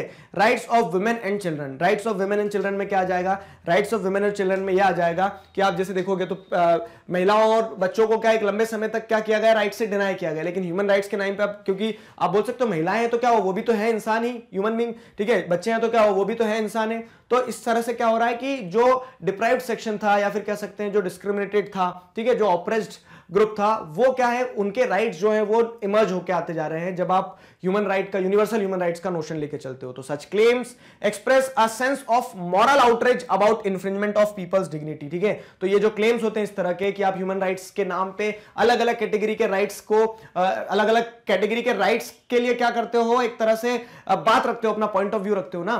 तो ये जो क्लेम्स है, सच claims express a sense of moral outreach, तो ये नैतिकता भरा एक आउटरीचमेंट है, जो लोगों के राइट्स इन्फ्रिंज हो रहे हैं तो आप उन्हें राइट्स दिला सकते हो, ठीक है। Moral outreach about the infringement of people's dignity, and they also act as a rallying call to people to try and extend rights to all human beings, ठीक है। और आप इन्हीं का हवाला देते हुए क्या कर सकते हो, बोल सकते हो एक रेलिंग कॉल, यानी क्या है कि एक नारा दे सकते हो आप कि हाँ, हमें हर ह्यूमन बींग को इक्वल राइट देना चाहिए, ठीक है, क्योंकि यूनिवर्सल ह्यूमन राइट्स का जो नोशन है वो बहुत इंपॉर्टेंट है। क्लियर हुआ? तो ये मैंने आपको पूरी चीजें समझाई, where do rights come from. ये इस वीडियो में हम क्या पढ़ने वाले हैं, इस वीडियो में हम पढ़ेंगे can't on human dignity. Can't कौन है? तो इमैनुअल कांट पहचानते हो ना आप, जियोग्राफी में भी पढ़ा है आपने इमैनुअल कांट को, ठीक है। अभी पॉलिटिकल थ्योरी में मैंने आपको जब राइट्स वाला, जस्टिस वाला चैप्टर पढ़ाया था, तो जस्टिस वाले चैप्टर में भी हमने देखा था कि इमैनुअल कांट जो है वो जस्टिस की बात इसलिए करते क्योंकि जस्टिस जो है वो ह्यूमन डिग्निटी से जुड़ा हुआ है। तो ह्यूमन डिग्निटी के बहुत बड़े सपोर्टर रहे हैं, ठीक। अब देखो कौन है तो इमैनुअल कांट जर्मन फिलोसोफर हैं जिन्होंने अलग अलग तरह से एथिक्स पे, पॉलिटिकल साइंस पे, जियोग्राफी पे अपनी फिलोसफी दी है, अपने आइडियाज दिए हैं। तो हम यहां पे इनके आइडिया को क्यों पढ़ रहे हैं? सर राइट्स चैप्टर है हमारा, उसमें ह्यूमन डिग्निटी कहां से आ गई है? तो अभी पिछले वीडियो में क्या पढ़ के आए हम? पिछले वीडियो में ये पढ़ा हमने कि राइट्स की जो ओरिजिन है, ठीक है, where do rights come from, ये हमने पढ़ा।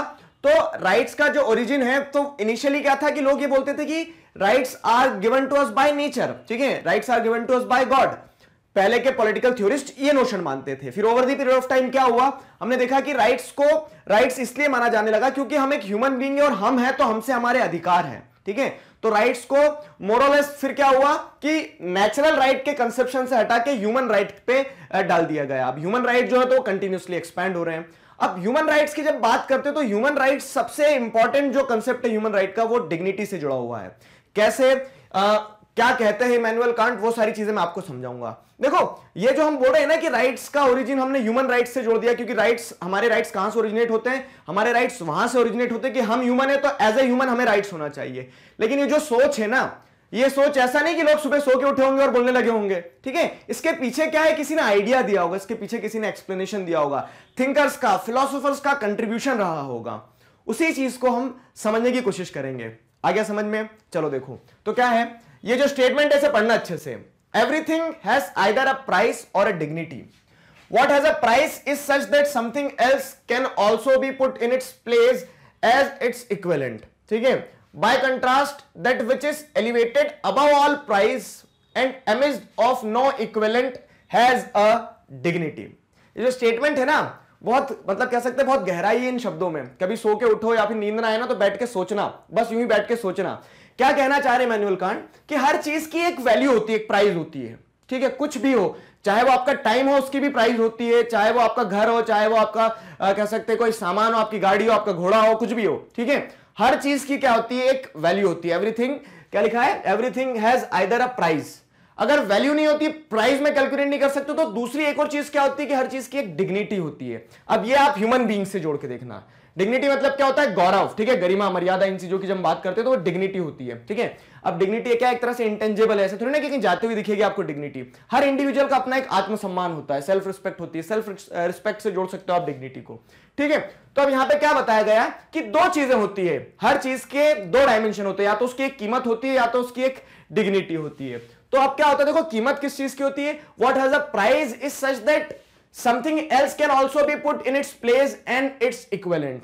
मतलब हर चीज की जो प्राइस होती है ना, तो उसको बदला जा सकता है। कैसे? फॉर एग्जाम्पल, अब ये स्मार्ट बोर्ड है, अब स्मार्ट बोर्ड टूट जाएगा, मान लो, ठीक है, नहीं तोड़ रहे हैं लेकिन पढ़ाएंगे कैसे फिर। स्मार्ट बोर्ड अगर टूट जाता है तो क्या होगा, इसे हम क्या कर सकते हैं, जितने का नुकसान हो उतना पैसा दे सकते हैं। तो हर वो चीज जिसकी प्राइस होती है ना, जिसकी एक कीमत होती है, उसे आप पैसे से रिप्लेस कर सकते हो। आगे समझ में?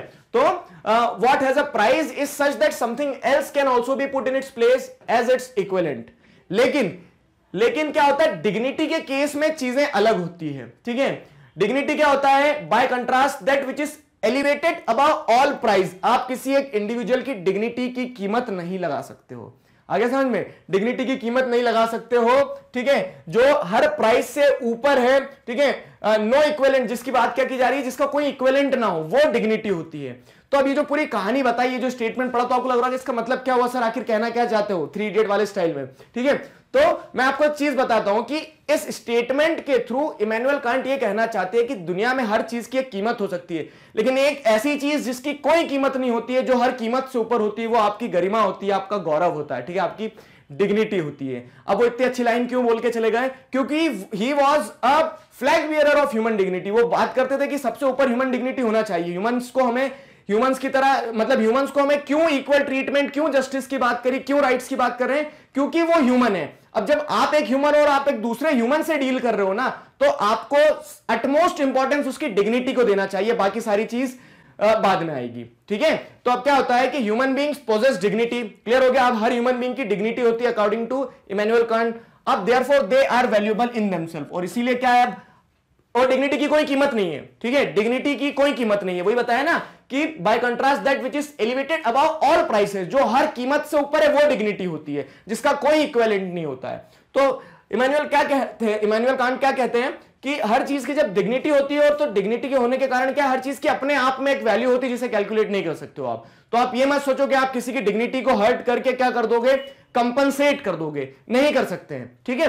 तो वो क्या कहते हैं, for Immanuel Kant this simple idea has a deep meaning. और हर इंसान की जब डिग्निटी होती है, जिसकी वैल्यू इनफाइनाइट पे है, ठीक है, जिसकी वैल्यू क्या है, अनंत पे, आपको नहीं पता कहां है वैल्यू, तो उसके चलते क्या है, इमैनुअल कांट अपने आइडियाज को एक बहुत डीप मीनिंग देते हैं, ठीक है। It meant that every person has dignity and ought to be treated by virtue of being a human being. अब जब हर इंसान की एक डिग्निटी है, तो आपको ह्यूमन बीइंग की तरह ट्रीट करना होगा, ठीक है, उसे ह्यूमन बीइंग की तरह ट्रीट करना होगा। अ पर्सन में बी अनएजुकेटेड, पुअर और पावरलेस, अब चाहे वो गरीब हो, ठीक है, अनएजुकेटेड हो, पावरलेस हो, लेकिन इन सारी चीजों से ऊपर क्या है, वो एक ह्यूमन है। अब जब वो एक ह्यूमन है, तो उस ह्यूमन के चलते क्या, उसकी एक डिग्निटी है, जैसे आपकी डिग्निटी वैसे उसकी डिग्निटी। तो आप हर इंसान को मतलब इक्वल कह सकते हैं फुटिंग पे क्या करोगे, देखोगे, आप इक्वल राइट्स की बात करोगे। आगे ना समझ में? और क्या कहते हैं, ही में इवन बी डिसऑनेस्ट और इमोरल। अब वो इंसान गलत हो सकता है, लेकिन वो इंसान की एक डिग्निटी है। अब इंसान की जब डिग्निटी है, तो फिर वही वाली बात आ गई कि आप क्या करोगे, उसे इक्वल राइट्स दोगे। जस्टिस की जब बात आएगी, तो उसे समान पायदान पे देखा जाएगा, ठीक है। Yet he remains a human being and deserves to be given minimum dignity। तो जो मिनिमम डिग्निटी बनती है, वो तो आपको देना पड़ेगा, चाहे इंसान अच्छा हो, बुरा हो, मॉरल हो, इमोरल हो, डिसऑनेस्ट हो, कैसा भी हो, ठीक है। और इसी आइडिया को क्या कहा जाता है, moral conception of rights. Moral conception of rights कैसे क्या होता है, इसको एक्सप्लेन करते हैं, चलो समझना, ठीक है। For Kant to treat people with dignity was to treat them morally. अब लोगों को डिग्निटी के साथ ट्रीट करना, इसलिए नहीं डिग्निटी के साथ ट्रीट करना क्योंकि लीगल सैंक्शंस हैं, या फिर इसलिए कि आपको राजा से डर लगता है, या फिर आपको कहीं पनिशमेंट मिल जाएगी। लोगों को डिग्निटी से ट्रीट करना इसलिए करना है क्योंकि उन्हें हमें मॉरली भी ट्रीट करना है, ठीक है। मतलब ये कंसेप्ट वही है कि to treat people with dignity was to treat them morally, मतलब नैतिकता ये बनती है। मॉरलिटी क्या होती है, एक तरह से आप देख सकते हो, देखो एथिक्स और मॉरलिटी में डिफरेंस होता है, लेकिन अभी हम यहां पे ऐसे यूज कर लेते हैं कि जब आप बात करते हो ना कि बिना रूल्स के, बिना किसी चीज के आपका मन क्या कहता है, ठीक है, वो आपकी मॉरलिटी कहती है। तो उस तरह से आप इंडिविजुअल्स को उनकी डिग्निटी के साथ ट्रीट करो, ये आपके मन से निकल के आना चाहिए, इसलिए नहीं कि कहीं एक्सटर्नल आपके ऊपर कोई ऑब्लिगेशंस है, ठीक। और इसी चीज को मॉरल कंसेप्शन ऑफ राइट कहा गया है कि आप जब दूसरों के अधिकारों को अपने मन से देखोगे, ठीक है, दूसरों के अधिकारों को अपने मॉरल कंसेप्शन से समझने की कोशिश करोगे कि जैसे मेरे अधिकार है वैसे सामने वाले के भी अधिकार है, ठीक है, तब क्या होगा, तब आप कह सकते हैं कि एक जस्टिफाइड वे में राइट्स प्रोवाइड किए जा सकते हैं। तो ध्यान रखना कि मॉरल कंसेप्शन ऑफ राइट्स की बात कौन करते हैं, इमैनुअल कांट करते हैं, जो कॉम्पिटिटिव्स की तैयारी कर रहे हैं। तो इस तरह से आपको ये थ्योरीज पता रहना चाहिए। मॉरल कंसेप्शन ऑफ राइट की बात किसने करी, इमैनुअल कांट ने करी है, ठीक है। This position rest upon 2 argument. और अब इतनी जोरदार तरीके से वो क्या कहते हैं कि ह्यूमन डिग्निटी की बात कर रहे हैं इमैनुअल कांट, तो वो क्यों कर रहे हैं, ठीक है। तो वो 2 आर्ग्यूमेंट देते हैं, क्या कि first we should be treating others as we would like to be treated ourself. ठीक है, तो वो कहते हैं कि ह्यूमन डिग्निटी की जब बात आती है ना, तो हमेशा हमें क्या करना होगा, दूसरे लोग जो है, ठीक, उनके राइट्स को ऐसे देखना होगा, उन्हें ऐसे ट्रीट करना होगा जैसा हम अपने के लिए चाहते हैं। ठीक है, मतलब ऐसा रहता है ना कि आप अपने लिए नहीं चाहते हो, आप दूसरे के लिए नहीं चाह सकते, आपको दूसरे के लिए नहीं चाहना चाहिए। क्यों? क्योंकि आप सोचते हो क्या कि पनिशमेंट मुझे ना मिले, और लेकिन आप वही पनिशमेंट दूसरे को देने की बात करते हो, तो ये क्या हो गया, ये अपने आप में फॉल्स स्टेटमेंट हो जाता है। क्यों? क्योंकि यहां पे आप मॉरली इनकरेक्ट हो जाते हो। तो वो यही कहते हैं कि वैसे ही क्या होना चाहिए कि हर ह्यूमन बीइंग को वैसे ही ट्रीट किया जाना चाहिए जैसा ट्रीट करने वाला ह्यूमन बीइंग अपने लिए भी रेडी हो। ठीक, फिर दूसरी चीज क्या है, दूसरा आर्गुमेंट ये कहते हैं, we should make sure that we don't treat the other person as means to our ends. बहुत गहरी बात है ये, क्या कि मीन्स टू आवर एंड्स मतलब क्या होता है। देखो, एंड मतलब जैसे आपका स्कूल पहुंचना एंड हो गया, ठीक है, वो आपका अल्टीमेट गोल है, एंड है वो स्कूल तक जाना। अब मीन्स क्या होगा, तो आप साइकिल से जा रहे, मोटरसाइकिल से जा रहे, कार से जा रहे, हेलीकॉप्टर से जा रहे हो, जहाज से जा रहे हो, जैसे भी जा रहे हो, वो मीन्स हो गए। ठीक है, तो ये मीन्स और एंड का रिलेशन समझ में आया। अब यहां पे समझना कि हम हर चीज किसी ना किसी ऑब्जेक्टिव से, किसी ना किसी एंड से करते हैं। आप ये चैप्टर पढ़ रहे हो, क्यों पढ़ रहे हो? क्योंकि आपको खत्म करना है चैप्टर, समझना है पूरा। ठीक है, मीन्स क्या हो गया, वीडियो लेक्चर्स के थ्रू देख रहे हो आप। ठीक है, तो वैसे ही क्या है कि ह्यूमन बीइंग जब काम करवाते हैं, जैसे ह्यूमन बीइंग को क्या करना है, घर बनाना है एक, तो अब घर बनाना उनका एंड हो गया, लेकिन मींस क्या होगा, तो मजदूरों से घर बनवाएंगे वो। ठीक है, मजदूरों से वो घर बनवाएंगे। तो यहां पे इमैनुअल कांट डिग्निटी को कैसे जोड़ते देखो, तो we should make sure that we don't treat the other person as a means to our end. ठीक है, आप दूसरे इंसान से काम करवा रहे हो, ठीक है, लेकिन आप उसे सिर्फ एक मोहरा, एक रास्ता, एक जरिया मत बनाना अपने मंजिल तक पहुंचने का। ठीक है, क्यों? बहुत अच्छी बात बताइए, देखो समझना, दैट इज वी शुड, क्योंकि जैसे क्या होता है ना, मीन्स मतलब क्या होगा कि हम रास्ता या फिर जरिया किस चीज को बनाते हैं, जैसे गाड़ी हो गई, गाड़ी किस क्या हो गई, आपकी मीन्स हो गई स्कूल तक पहुंचने की, कहीं डेस्टिनेशन तक जाने की। तो हम क्या करते हैं, उसे सिर्फ उस काम तक ही सीमित देखते हैं, बोलते हैं कि उसका दूसरा अपना, उसकी इंट्रिंसिक वैल्यू खुद की कुछ नहीं है गाड़ी की। ठीक है, तो हम अगर ह्यूमन बीइंग्स को भी ऐसे ही ट्रीट करने लगेंगे तो वो गलत है, वो ह्यूमन डिग्निटी को हर्ट करेगा। ठीक है, तो वो यही कहते हैं Immanuel Kant, we should respect people not because they are useful to us. ठीक है, आप लोगों की रिस्पेक्ट सिर्फ इसलिए मत करो क्योंकि वो आपके लिए यूजफुल है। कैसे आपके लिए यूजफुल है? जैसे मान लो कि आपने घर बनवाया, तो मजदूर काम करके दे रहा है आपका, इसलिए बस आपका काम का नहीं है वो। ठीक है, आपको उसको रिस्पेक्ट देना पड़ेगी, क्योंकि जिस तरह से आप एक इंसान हो, आपके अंदर जो लाल कलर का खून है, जैसे आप खाना खाते हो, वैसे ही वो मजदूर भी लाल कलर का खून रखता है और वो भी वैसे ही खाना खाता है। ठीक है, तो आपके लिए यूजफुल है जब तक ट्रीट करो, उसके बाद ट्रीट ना करो सही तरीके से, तो ये क्या हो जाएगा, ये उसकी डिग्निटी के अगेंस्ट हो जाएगा। ठीक है, तो we should respect people not because they are useful to us, but because they are after all human beings. तो अब जब ह्यूमन बींग्स हैं तो they also deserve human dignity. ठीक है, स्टार्टिंग में फिर आ जाओ, ह्यूमन बींग्स हैं तो उनकी भी डिग्निटी होगी। तो इस सेंस में क्या है, जब सबकी डिग्निटी है तो ह्यूमन राइट्स के फॉर्म में everybody should have equal rights. So this was the moral conception of rights given by Immanuel Kant. I hope you enjoyed it. इस वीडियो में हम क्या पढ़ने वाले हैं, इस वीडियो में हम पढ़ेंगे legal rights and the state. एक इंपॉर्टेंट टॉपिक है, अच्छे से समझना इसे। अभी तक आपने क्या पढ़ा है, जो राइट्स वाली गाड़ी चल रही है, अधिकारों की बात कर रहे हैं हम। तो इन अधिकारों में आपने देखा कि राइट्स जो है हमारे कहां से आते हैं, राइट्स क्या होते हैं, आपने नेचुरल राइट्स को जाना समझा, आपने ह्यूमन राइट्स को जाना समझा।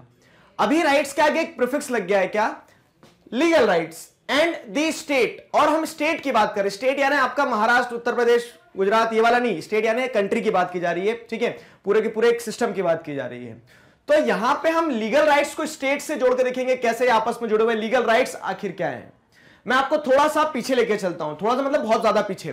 तो क्लास 9th में अगर आप जाते हो, क्लास 9th में आपने सिविक्स में राइट्स की एक डेफिनेशन पढ़ी थी, क्या, कि rights are the reasonable claims of individual recognised by society and sanctioned by law. ठीक है, क्लास 9th में आपकी ऐसी डेफिनेशन थी। लास्ट में क्या लिखा है, मतलब रीजनेबल क्लेम ये तो समझ में आ गया आपको, रिकॉग्नाइज्ड बाय सोसाइटी ये भी समझ में आ गया, लेकिन सैंक्शनड बाय लॉ मतलब बाय लॉ जब तक आप किसी चीज को सैंक्शन नहीं देते हो, किसी मतलब लोग बोल रहे हैं कि हमें ये अधिकार चाहिए, लेकिन अगर उसको बाय लॉ सैंक्शन नहीं देते तो आपके राइट्स की कैटेगरी में शायद नहीं आता है।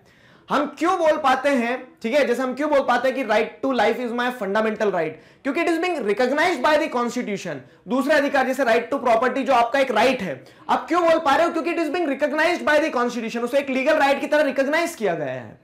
ठीक है, तो लीगल राइट्स मतलब क्या है, लीगल राइट्स मतलब जो आपको लीगली गवर्नमेंट के द्वारा दिए गए हो। ठीक, स्टेट का क्या रोल है वो भी मैं समझाऊंगा। मैं आशा करता हूं कि आपको एक थोड़ा पिक्चर समझ में आ गई कि क्या है आखिर ये टॉपिक। ठीक है, तो देखो क्या है, क्लेम्स ऑफ ह्यूमन राइट्स, ठीक है, appeal to our moral self. अब जब हम ह्यूमन राइट्स की बात करते हैं, अभी पिछले वीडियो में पढ़ के ह्यूमन डिग्निटी की बात करते हैं, तो वो जो भी क्लेम करते हो ना आप, it appeals to our moral self. हम मन से बात करते हैं कि यार वो भी ह्यूमन बीइंग है, मैं भी ह्यूमन बीइंग हूं, तो हमारे बीच में इक्वल राइट्स होना चाहिए, राइट्स होना चाहिए, ठीक है। वो मॉरल सेल्फ को अपील करते हैं, ह्यूमन राइट्स की जब आप बात करते हो, ठीक है। लेकिन कोई भी क्लेम जो है आपका, ठीक है, जो भी ह्यूमन राइट्स के ग्राउंड पे आप क्लेम करते हो, वो आपको ठीक लग रहा है, इससे राइट नहीं बन जाएगा, सोसाइटी के द्वारा भी अप्रूव किया जाना चाहिए, ठीक है। It should be a legitimate claim, ठीक। लेकिन उसके साथ साथ भी क्या है कि वो जो राइट की सक्सेस होगी ना, तो degree of success of such appeals depend on number of factor. तो नंबर ऑफ फैक्टर में जैसे सोसाइटी आ गया, वो जस्टिफाइड होना चाहिए। और एक और जो इंपॉर्टेंट फैक्टर है कि किसी भी अपील को, किसी भी क्लेम को कब एक राइट कहा जा सकता है, तो वो क्या है, the most important thing is the support of government and the law, ठीक है। कोई भी अपील कब लीगल राइट बनेगी, जब उसे गवर्नमेंट का सपोर्ट होगा, बाय लॉ जब उसे सपोर्ट मिलेगा। समझ में आया ना, हवा में नहीं होगी चीजें, चीजें कहां पे होगी, चीजें तब हो पाएंगी, कोई भी आपकी अपील है, कोई भी आपका क्लेम है, वो आपके जस्टिफाइड राइट तब बनेंगे when they got this, when those claims are going to get the support of government and the law, ठीक है। जब लॉ से उसे सपोर्ट किया जाएगा, लीगली उसे जब एनफोर्स किया जाएगा, गवर्नमेंट जब सपोर्ट करेगी, तब वो क्या कहलाएंगे, तब वो राइट कहलाएंगे। इसे हम क्या कहते हैं, लीगल रिकॉग्निशन ऑफ राइट्स, ठीक है। राइट्स का लीगल रिकॉग्निशन बहुत ज्यादा जरूरी है। फॉर एग्जाम्पल, जैसे अब एज ए ह्यूमन बीइंग, अच्छा एग्जांपल है समझना, हाँ, एज ए ह्यूमन बीइंग आप क्या हो, एज ए ह्यूमन बीइंग जैसे आपकी सेक्सुअल ओरिएंटेशन आप पे डिपेंड करती है, ये ह्यूमन राइट हो गया, ठीक है। जैसे एलजीबीटी कम्युनिटी जो है, लेस्बियन, गे, ट्रांसजेंडर यानी जो कम्युनिटी है, तो इन लोगों के जो राइट्स थे, जो बोलते थे कि हम हमें हमारा सेक्सुअल ओरिएंटेशन हमारे हिसाब से देखना चाहिए, तो ऑन ह्यूमन ग्राउंड्स वो सही था, ठीक है, कहीं से कहीं तक कोई गलत नहीं है। लेकिन उसको जब तक लीगल सैंक्शन नहीं मिला, तो क्या होता था, लीगल सैंक्शन नहीं मिला तो वो लोग अपने राइट्स को खुल के नहीं बोल पाते थे। क्यों? क्योंकि उन्हें डर रहता था कि लीगली हमें सपोर्ट नहीं मिलेगा, लीगली सपोर्ट नहीं मिलेगा तो उसके चलते शायद वो अपनी लिबर्टी, अपने आइडियाज, अपने एक्सप्रेशन, अपनी वैल्यूज को खो दे, ठीक है, जान भी जा सकती है। तो उसके चलते क्या है कि राइट्स का लीगल रिकॉग्निशन बहुत ज्यादा जरूरी है, ठीक है। और लीगल रिकॉग्निशन एक किसी भी अपील का प्रॉपर फॉर्म में राइट बनने में बहुत इंपॉर्टेंट रोल प्ले करती है, ठीक है। तो try to understand the significance of the concept. अब कंसेप्ट को अच्छे से समझना और जरा थोड़ा सा, कि कॉन्स्टिट्यूशन जो होता है, कहीं पे भी constitution is the highest law of the land. क्यों हम किसी भी राइट को बोलते हैं कि it should be legally recognised, ठीक है। कोई भी राइट, कोई भी अपील जो है, आपका क्लेम जो है, उसे लीगल रिकॉग्निशन क्यों होना चाहिए, समझो। क्योंकि जैसे कॉन्स्टिट्यूशन को highest law of the land माना जाता है, हमारे यहाँ क्या है, रूल ऑफ लॉ है ना। तो रूल ऑफ लॉ मतलब क्या है कि लॉ बने हुए हैं, जो कॉन्स्टिट्यूशन में लिखा है आप उसे सबसे ऊपर मानोगे, इंडिविजुअल्स मायने नहीं रखते हैं। Constitution is the highest law of land, ठीक है। Therefore constitutional recognition of certain rights give them primary importance. और अगर किसी राइट को कॉन्स्टिट्यूशन ने रिकॉग्नाइज कर लिया है, ठीक है, बाय लॉ अगर रिकॉग्नाइज कर लिया गया है, तो उसको क्या मिल जाती है, एक प्राइमरी इंपॉर्टेंस मिल जाती है। प्राइमरी इंपॉर्टेंस समझ रहे हो ना, मतलब उसको क्या मिल जाती है, अपने आप में बहुत सिग्निफिकेंस मिल जाती है, एक सैंक्शन मिल जाता है, पीछे से बैक सपोर्ट मिल जाता है। तो वो राइट जो आपके मजबूती से आप क्लेम कर सकते हो। क्यों? क्योंकि आपके संविधान में दिए गए हैं, वो आए ना समझ में। तो ये कहानी रहती है। जैसे फॉर एग्जांपल हम देखेंगे तो बिल ऑफ राइट्स जो है, बहुत सारी कंट्रीज ने अपने कॉन्स्टिट्यूशन में, आप किसकी बात कर लो, यूनाइटेड किंगडम की बात कर लो, आप बात कर लो यूएसए की, तो इन्होंने बिल ऑफ राइट्स के थ्रू फंडामेंटल राइट्स अपने कॉन्स्टिट्यूशन में अपने इंडिविजुअल्स को दिए, अपने सिटीजन्स को दिए। हमारी कंट्री में उसे फंडामेंटल राइट के रूप में जाना जाता है कि हमने क्या किया है, कॉन्स्टिट्यूशनल रिकॉग्निशन दिए कुछ राइट्स को। और जब कॉन्स्टिट्यूशनल रिकॉग्निशन दिए तो वो हमारे सबसे इंपॉर्टेंट, सबसे पावरफुल राइट बन जाते हैं, जैसे फंडामेंटल राइट, जिन्हें गवर्नमेंट तक क्या नहीं कर सकती, एनक्रोच नहीं कर सकती है, ठीक है। तो इस सेंस में कॉन्स्टिट्यूशनल रिकॉग्निशन राइट्स का बहुत इंपॉर्टेंट होता है। क्यों? क्योंकि this gives them a primary importance, rights को एक प्राइमरी इंपॉर्टेंस मिल जाती है। It is so important that several theorist defined rights as claims that are recognised by state, ठीक है। तो अब ये रिकॉग्निशन इतना इंपॉर्टेंट हो जाता है कि कुछ थ्योरिस्ट जो है ना, कुछ थ्योरिस्ट तो ये तक कहते हैं क्या कि राइट्स क्या होते हैं, तो rights are the claims that are recognised by the state. देखो ये एक डेफिनेशन एक ऐसी भी बनती है, लेकिन ये अपने आप में कंप्लीट नहीं, इसे समझना अच्छे से, ठीक है। इसे एनालाइज करते हैं थोड़ा सा।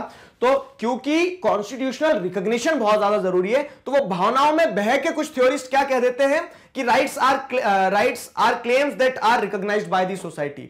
लेकिन ऐसा नहीं, उसे अगर हम एनालाइज करेंगे तो अल्टीमेटली देखो ये तो एक पार्ट होता है, राइट्स को पावरफुल और प्राइमरी इंपॉर्टेंस देने में उनका रिकॉग्निशन जो अगर कॉन्स्टिट्यूशन के द्वारा हो जाता है तो वो एक इंपॉर्टेंट पार्ट हो जाता है। राइट्स और एम्पावर्ड फील करते हैं, ठीक है, इंडिविजुअल्स एम्पावर्ड फील करते हैं। लेकिन इसके अलावा अल्टीमेट एम जो आप आगे पढ़ के आए हो चैप्टर में, कि अल्टीमेट एम ये रहना चाहिए, राइट्स की डेफिनेशन में बताया था कि वो लाइफ और इंडिविजुअल डिग्निटी जो है, ठीक है, ह्यूमन लाइफ इंडिविजुअल डिग्निटी को एनहांस करे, लोगों के वेलबींग को इंश्योर करे, ठीक है, तो वो अल्टीमेटली राइट्स बनते हैं हमारे। ऐसा नहीं कि सिर्फ लीगली रिकॉग्नाइज कर लिया तो आपके अधिकार बन जाएंगे। जैसे मान लो कि लीगली किसी कंट्री ने रिकॉग्नाइज कर लिया, क्या कि लीगली रिकॉग्नाइज के लिए मर्डर करना चालू है, मतलब अलाउड है, तो उसके चलते क्या होगा, उसके चलते तो लोगों मतलब त्राई त्राई मच जाएगी ना एक तरह से। तो इसके लिए क्या है कि ये एक डायमेंशन हो सकता है, लेकिन ऐसा नहीं कि ये अपने आप में कॉम्प्रिहेंसिव डेफिनेशन होगी। इसके अलावा भी आपको दूसरा डायमेंशन देना पे ध्यान देना होगा, और वो दूसरा डायमेंशन क्या है कि राइट्स इंपॉर्टेंट होते हैं कब, मतलब राइट्स, हमारे क्लेम्स राइट्स कब बनते हैं, जब वो अल्टीमेट ऑब्जेक्टिव उनका हमारी वेलबींग हो, हमारी लाइफ और हमारी डिग्निटी को एनहांस करना हो। ठीक, अब देखो आया समझ में लीगल राइट्स क्या है। तो लीगल राइट्स वाला कंसेप्ट मैंने आपको समझाया है कि कोई भी राइट जो है हम क्लेम कर लें उससे कुछ नहीं होता है। It should get sanctioned bye the law, ठीक है, it should get constitutional recognition. Constitutional recognition rights को एक प्राइमरी इंपॉर्टेंस दे देती है। ये कहानी मैंने आपको बताई और ये करते आए हम हमारी कंट्री में। फंडामेंटल राइट्स का जैसे रोल देख लो आप, बिल ऑफ राइट्स का रोल देख लो, तो वो वही है। कॉन्स्टिट्यूशनल रिकॉग्निशन मिलने थे वो राइट्स और पावरफुल हो गए, ठीक है। अब देखो क्या है, however in most cases the claim rights are directed towards the state. अब क्या होता है, जो भी लीगल राइट्स रहते हैं ना, तो वो हमें तो मदद करते ही हैं, लेकिन legal rights are directed towards the state. समझ नहीं आया ना स्टेटमेंट? ये स्टेटमेंट समझना बहुत ज्यादा जरूरी है। लेकिन क्या हो रहा है, क्या कहा जा रहा है यहां पे, देखो कि आपने जो कुछ राइट्स को रिकॉग्नाइज कर लिया कॉन्स्टिट्यूशन में, लीगल राइट्स बन गए, वो जो लीगल राइट्स है ना, तो वो आपके लिए तो है ही है, आपको फायदा होगा फॉर श्योर, आपके लिए राइट्स बने, लेकिन वो आपको फायदा कैसे दिलवा रहे हैं कि वो स्टेट को आपके बिहाफ पे बोल रहे हैं काम करने को। अब जैसे फॉर एग्जांपल हम कहें कि आप पुलिस को ये नहीं बोल सकते हो कि क्या आप मतलब पुलिस को ऐसे नहीं बोलोगे कि हमारे लिए काम करो, लेकिन पुलिस वो काम क्यों कर रही है, क्योंकि कॉन्स्टिट्यूशन ने बोल दिया। कॉन्स्टिट्यूशन ने क्यों बोला है, कॉन्स्टिट्यूशन ने आपके बिहाफ पे बोला है, ठीक है। जैसे वो लीगल राइट है क्या आपका कि पुलिस आपको प्रोटेक्शन दे अगर आपकी जान को खतरा है तो, ठीक है। अब पुलिस आपकी जान को खतरा है तो प्रोटेक्शन दे रही है, इसलिए नहीं दे रही कि आप पुलिस के रिश्तेदार हो, वो इसलिए दे रही क्योंकि बाय लॉ ये पुलिस के ऊपर रिस्पॉन्सिबिलिटी आई है कि वो इंडिविजुअल्स के राइट्स की रक्षा करे। आगे समझ में? तो however in most cases the claimed rights और the claimed legal rights are directed towards the state, those rights are directing to the state, ठीक है। तो through these rights people make demands upon the state, ठीक है। तो इन rights की मदद से क्या करते हैं लोग जो हैं तो स्टेट के ऊपर डिमांड करते हैं। फॉर एग्जांपल, जैसे एग्जांपल अच्छे से समझना, ठीक है, try to understand with this example. Example में बहुत अच्छा है, when I assert my right to education, ठीक है, I call upon the state to make provision for my basic education. जैसे क्या है, अब राइट टू एजुकेशन आपका एक लीगल राइट हो गया, बोलो हाँ, कॉन्स्टिट्यूशन में रिकॉग्नाइज किया है, ठीक है। अब राइट टू एजुकेशन जब आपका एक कॉन्स्टिट्यूशनल राइट हो जाता है, तो राइट टू एजुकेशन के चलते क्या होता है कि आप क्या कर रहे हो, आप बोलते हो कि मेरा राइट है ये, ठीक है, मेरा राइट है, तो आप राइट टू एजुकेशन बोल देने से ऐसा थोड़ी ना कि किताबें और स्कूल आपके पास चल के आ जाएंगी। आप क्या कर रहे हो, आप गवर्नमेंट को एक तरह से हिंट कर रहे हो कि मेरा राइट है राइट टू एजुकेशन, तो गवर्नमेंट वो इंफ्रास्ट्रक्चर बनाए कि एजुकेशन मिले। आगे समझ में? गवर्नमेंट वो इंफ्रास्ट्रक्चर बनाए कि एजुकेशन मिले।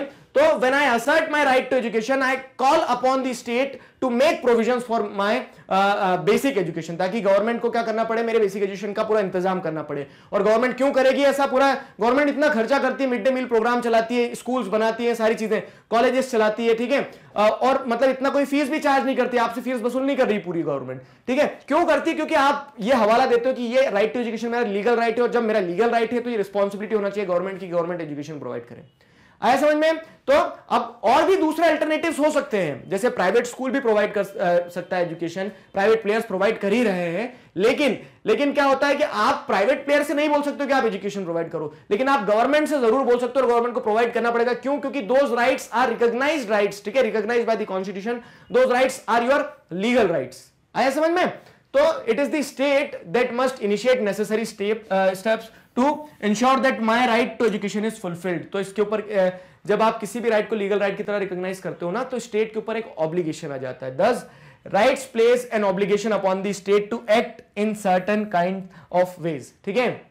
ये स्टेटमेंट बहुत इंपॉर्टेंट है क्या कि राइट्स क्या करते हैं, राइट्स अल्टीमेटली स्टेट के ऊपर ऑब्लिगेशन प्लेस करते हैं, ठीक है। आपके जो राइट्स हैं जिन्हें लीगली रिकॉग्निशन मिल गया, तो स्टेट्स को उस चीज के लिए रिस्पॉन्सिबल होना पड़ेगा। जैसे my right to life is an obligation upon the state. अब जैसे क्या है कि आपको जीने का अधिकार है, तो आप जियो, स्टेट को क्या लेने देना उससे, लेकिन गवर्नमेंट आपके जीने के लिए पूरी व्यवस्था करती है। कैसे व्यवस्था करती है देखो, तो आपको प्रोटेक्शन देती है, मतलब ऐसा थोड़ी ना कोई भी आके आपको गोली मार के चले जाएगा, तो उसके लिए गवर्नमेंट ने क्या करके रखे, लॉ बना के रखे कि अगर आपकी लाइफ पे कोई थ्रेट भी बनता है तो उसको उसके अकॉर्डिंग पनिशमेंट मिलेगी, ठीक। फिर उसके बाद में क्या होगा कि आप बोलोगे सर सिर्फ मारने वाला ही डर नहीं है, अगर साफ इन्वायरमेंट नहीं रहेगा, खाने योग्य खाना पीने योग्य पानी नहीं रहेगा तो भी ऐसे मर जाएंगे हम।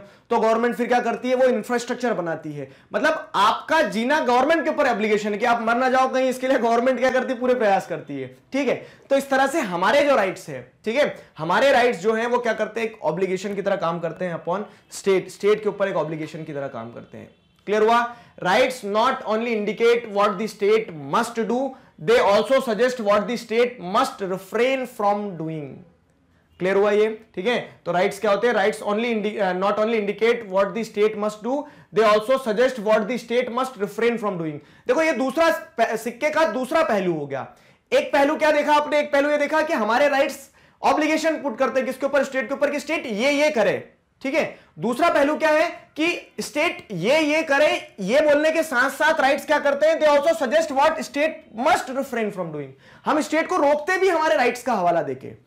मतलब एक तो क्या है, हम स्टेट्स को ऐसे पकड़ के रखा हमने बोला कि जाओ ये मेरा अधिकार है, जाओ, ठीक है। तो स्टेट्स को हम बोलते हैं कि आप ये काम करो, एजुकेशन दो हमें। दूसरी चीज क्या है कि स्टेट्स अगर आपको हार्म करने आ रहे हैं या फिर आपके ऊपर एनक्रोच करने आ रहे हैं किसी भी तरह से, तो आप स्टेट को रोक भी सकते हो, क्या बोल के कि ये मेरा राइट है, आप यहां पे एनक्रोच नहीं कर सकते हो। समझ में आएगा? देखो अभी एग्जांपल से, जैसे माय राइट टू लिबर्टी, मेरा अधिकार है कि मैं स्वतंत्र रहूं। किस मामले में? सोच के मामले में, ठीक है। मुझे जैसा सोचना है, जैसा बोलना है, मुझे जहां जाना है, हर चीज में कर सकूं। ये क्या हो गया? माय राइट टू लिबर्टी हो गया। My right to liberty, state can not simply arrest me at its own will. अब जब आपके पास स्वतंत्रता का अधिकार है ना, तो ऐसा नहीं है कि स्टेट आए, पुलिस घूमते फिरते जा रही थी, आप रोड पे दिख गए तो बोला कि चलो ला हथकड़ी लगाओ, बिठाओ गाड़ी में। ऐसा नहीं हो सकता है ना। पुलिस क्या करेगी, आपका पूरा मतलब ध्यान ऐसे रखेगी कि आप स्वतंत्र हो, बिना किसी रीजन के आपको अरेस्ट नहीं किया जा सकता। क्यों? क्योंकि आप ये बोल सकते हो कि स्टेट क्या कर रहा है, मेरे राइट के अगेंस्ट में जा रहा है। जो मेरा लीगल राइट है, राइट टू लिबर्टी, स्टेट उसके अगेंस्ट में जा रहा है। आए ना समझ में? एग्जांपल से समझो, चीजें बहुत अच्छी तरह से समझ में आएगी कि लीगल राइट्स, पहली चीज तो क्या देख लिया आपने कि लीगल राइट्स आपके बिहाफ पे स्टेट को डायरेक्ट करते हैं कि जाओ ये काम करो, ठीक। आप एम्पावर्ड फील करते हो, ठीक है। आपके राइट जो है ऑब्लिगेशन है स्टेट के ऊपर। दूसरी चीज क्या है कि आपके राइट्स एट टाइम्स क्या करते हैं, स्टेट को रोकते भी है कि आपका राइट टू लिबर्टी जो है, ठीक है, आपका राइट टू लिबर्टी जो है, तो उसके चलते क्या, state can not simply arrest me at its own will. तो स्टेट अपनी इच्छा के हिसाब से तुम्हें अरेस्ट नहीं कर सकता है। क्यों? If it wishes to put me behind bars, it must defend that action, ठीक है। अगर मान लो कि मैंने कोई गलती करी है या फिर गवर्नमेंट चाह रही है कि मुझे जेल में डाले, ठीक है, तो उसके लिए गवर्नमेंट को क्या करना पड़ेगा, अपने आप को जस्टिफाई करना पड़ेगा, ठीक है। It must defend it's action, ठीक है। तो गवर्नमेंट को अपने एक्शन को एक्सप्लेन करना पड़ेगा कि मुझे क्यों अरेस्ट किया गया, मेरा जो राइट था उसके अगेंस्ट जाके, मेरी राइट टू लिबर्टी के अगेंस्ट जाके मुझे क्यों अरेस्ट किया गया, ठीक है। तो ये चीज रहती है, it must give reason for curtailing my liberty before a judicial court, ठीक। My rights thus place certain constraints upon state's actions, ठीक है। तो ये इंपॉर्टेंट पार्ट हो जाता है यहां पे कि आपके जो राइट्स हैं, आपके राइट्स बहुत इंपॉर्टेंट होते हैं, ठीक है। आपके राइट्स बहुत इंपॉर्टेंट होते हैं, वो स्टेट के साथ में आपका रिलेशन तय करते हैं। समझ में आया? ये बहुत इंपॉर्टेंट लाइन बताई मैंने आपको कि आपके जो लीगल राइट्स हैं वो ये इंश्योर करते हैं कि आपके रिलेशन आपके स्टेट के साथ में कैसे रहने वाले हैं। At times they are acting as a facilitator, ठीक है, कि आपके लिए स्टेट काम करे। क्यों करेगा? क्योंकि वो राइट फैसिलिटेटर की तरह काम कर रहे हैं। और at times those rights are acting as a कह सकते हैं प्रोटेक्शन, ठीक है। आपको वो प्रोटेक्शन दे रहे हैं किससे? स्टेट से, कि स्टेट आपके राइट्स के ऊपर एनक्रोच ना कर दें, आपकी लिबर्टी के ऊपर एनक्रोच ना कर दें। तो आपके राइट्स की मदद से आप रोक भी सकते हो स्टेट को। ये दोनों चीजें होती है, ठीक। तो वही कंक्लूजन में क्या कि राइट्स जो होते हैं, तो rights are the claims recognised by the state, however it have a broader meaning, ठीक है। तो राइट्स क्या है? वो क्लेम्स है जो स्टेट रिकॉग्नाइज करता है, तो वो लीगल राइट्स होते हैं, लीगल लगा देंगे, ठीक। लेकिन उससे भी बड़ा मीनिंग ये है कि अल्टीमेटली वो जो स्टेट भी रिकॉग्नाइज कर रहा है उसका ऑब्जेक्टिव क्या रहना चाहिए कि उससे आपकी लाइफ की डिग्निटी, ये सारी चीजें एनहांस हो, वेलबींग इंश्योर किया जा सके, ठीक है। लीगल राइट्स जो है तो क्या करते हैं, legal rights direct states towards taking certain steps, ठीक है, कुछ स्टेप्स लेने के लिए डायरेक्ट करते हैं लीगल राइट्स। और वहीं पे क्या होता है, it also places constants upon the states action, ठीक है। तो स्टेट की जो एक्शन है उसके ऊपर कांस्टेंट का काम भी करते हैं राइट्स। तो ये दोनों चीजें का काम करते हैं, ठीक है। तो क्या कह सकते हैं हम कंक्लूजन में, the state may be the sovereign authority, ठीक है, the laws it makes may be enforced with force. मतलब स्टेट एक सॉवरेन अथॉरिटी होता है, ठीक है, अपने हिसाब से निर्णय ले सकता है, वो कोई नहीं बताएगा, आप या मैं नहीं बताएंगे, वो स्टेट अपने हिसाब से निर्णय लेगा, ठीक है। वो अपने निर्णयों को थोप भी देगा, बाय फोर्स भी इस्तेमाल कर सकता है। जैसे क्या लगता है, जब कर्फ्यू लगता है तो डंडे मारती है ना पुलिस, ठीक है। तो वो क्या है, वो एक तरह से बाय फोर्स भी अपने द्वारा जो बनाए गए लॉज है उन्हें क्या कर सकता है, एनफोर्स करवा सकता है। But but the sovereign state exist not for its own sec but for the sake of the individual. और ये जो पूरा स्टेटमेंट है इसमें आत्मा है पूरे के पूरे टॉपिक की, ठीक है। आत्मा समझो जरा क्या है कि स्टेट के पास पावर है, स्टेट सॉवरेन है, स्टेट अपने हिसाब से अपना फोर्स का इस्तेमाल करके चीजें कर सकता है, लेकिन ये सारी चीजें स्टेट्स जो है, सॉवरेन स्टेट जो है, वो अपने खुद के लिए नहीं करेगा। वो किसके लिए करना चाहिए? अल्टीमेट ऑब्जेक्टिव होना चाहिए for the sake of individuals. तो people are supreme in this case, ठीक है। लोग सुप्रीम होते हैं, जो भी होगा। स्टेट के पास अगर पावर है तो स्टेट के पास पावर भी इसलिए ताकि वो इंडिविजुअल्स के लिए फैसिलिटीज प्रोवाइड कर सके। आगे समझ में? भैया डेमोक्रेटिक कंट्री में जब तक हम सवाल नहीं उठाएंगे ना, डेमोक्रेसी हमें क्या समझेगी? गूंगा दर्शक समझेगी, ठीक है। गूंगा दर्शक समझेगी मतलब क्या है? फिर जो टॉप पे लीडर्स बैठे हैं वो लोग आपको क्या करते चले जाएंगे? अपने हिसाब से चीजों को मॉडिफाई करते चले जाएंगे। तो अल्टीमेटली आप एक जब डेमोक्रेटिक कंट्री में रहते हो तो देखो ये एक विजिलेंट सिटीजन के राइट्स हैं, ये हमें जानना चाहिए। क्या कि सवाल करना जरूरी है यहां पे, और आपको ये पता होना चाहिए कि आपके राइट्स जो है वो कॉन्स्टेंट्स का भी काम करते हैं, वो फैसिलिटेटर्स का भी काम करते हैं। तो आपके राइट्स दोनों मायने में क्या है? बहुत इंपॉर्टेंट है। आपके राइट्स जो है वो स्टेट के साथ आपके रिलेशन को क्या करते हैं? इन्फ्लुएंस करते हैं। क्वेश्चन इस पे बनेगा, और क्या क्वेश्चन बनेगा कि how legal rights influences our relation with the state, ठीक है। लीगल राइट्स का कंसेप्ट क्या है, सारी चीजें आ गई समझ में। तो this was all about this topic. I hope you enjoyed it. इस वीडियो में हम क्या पढ़ने वाले हैं?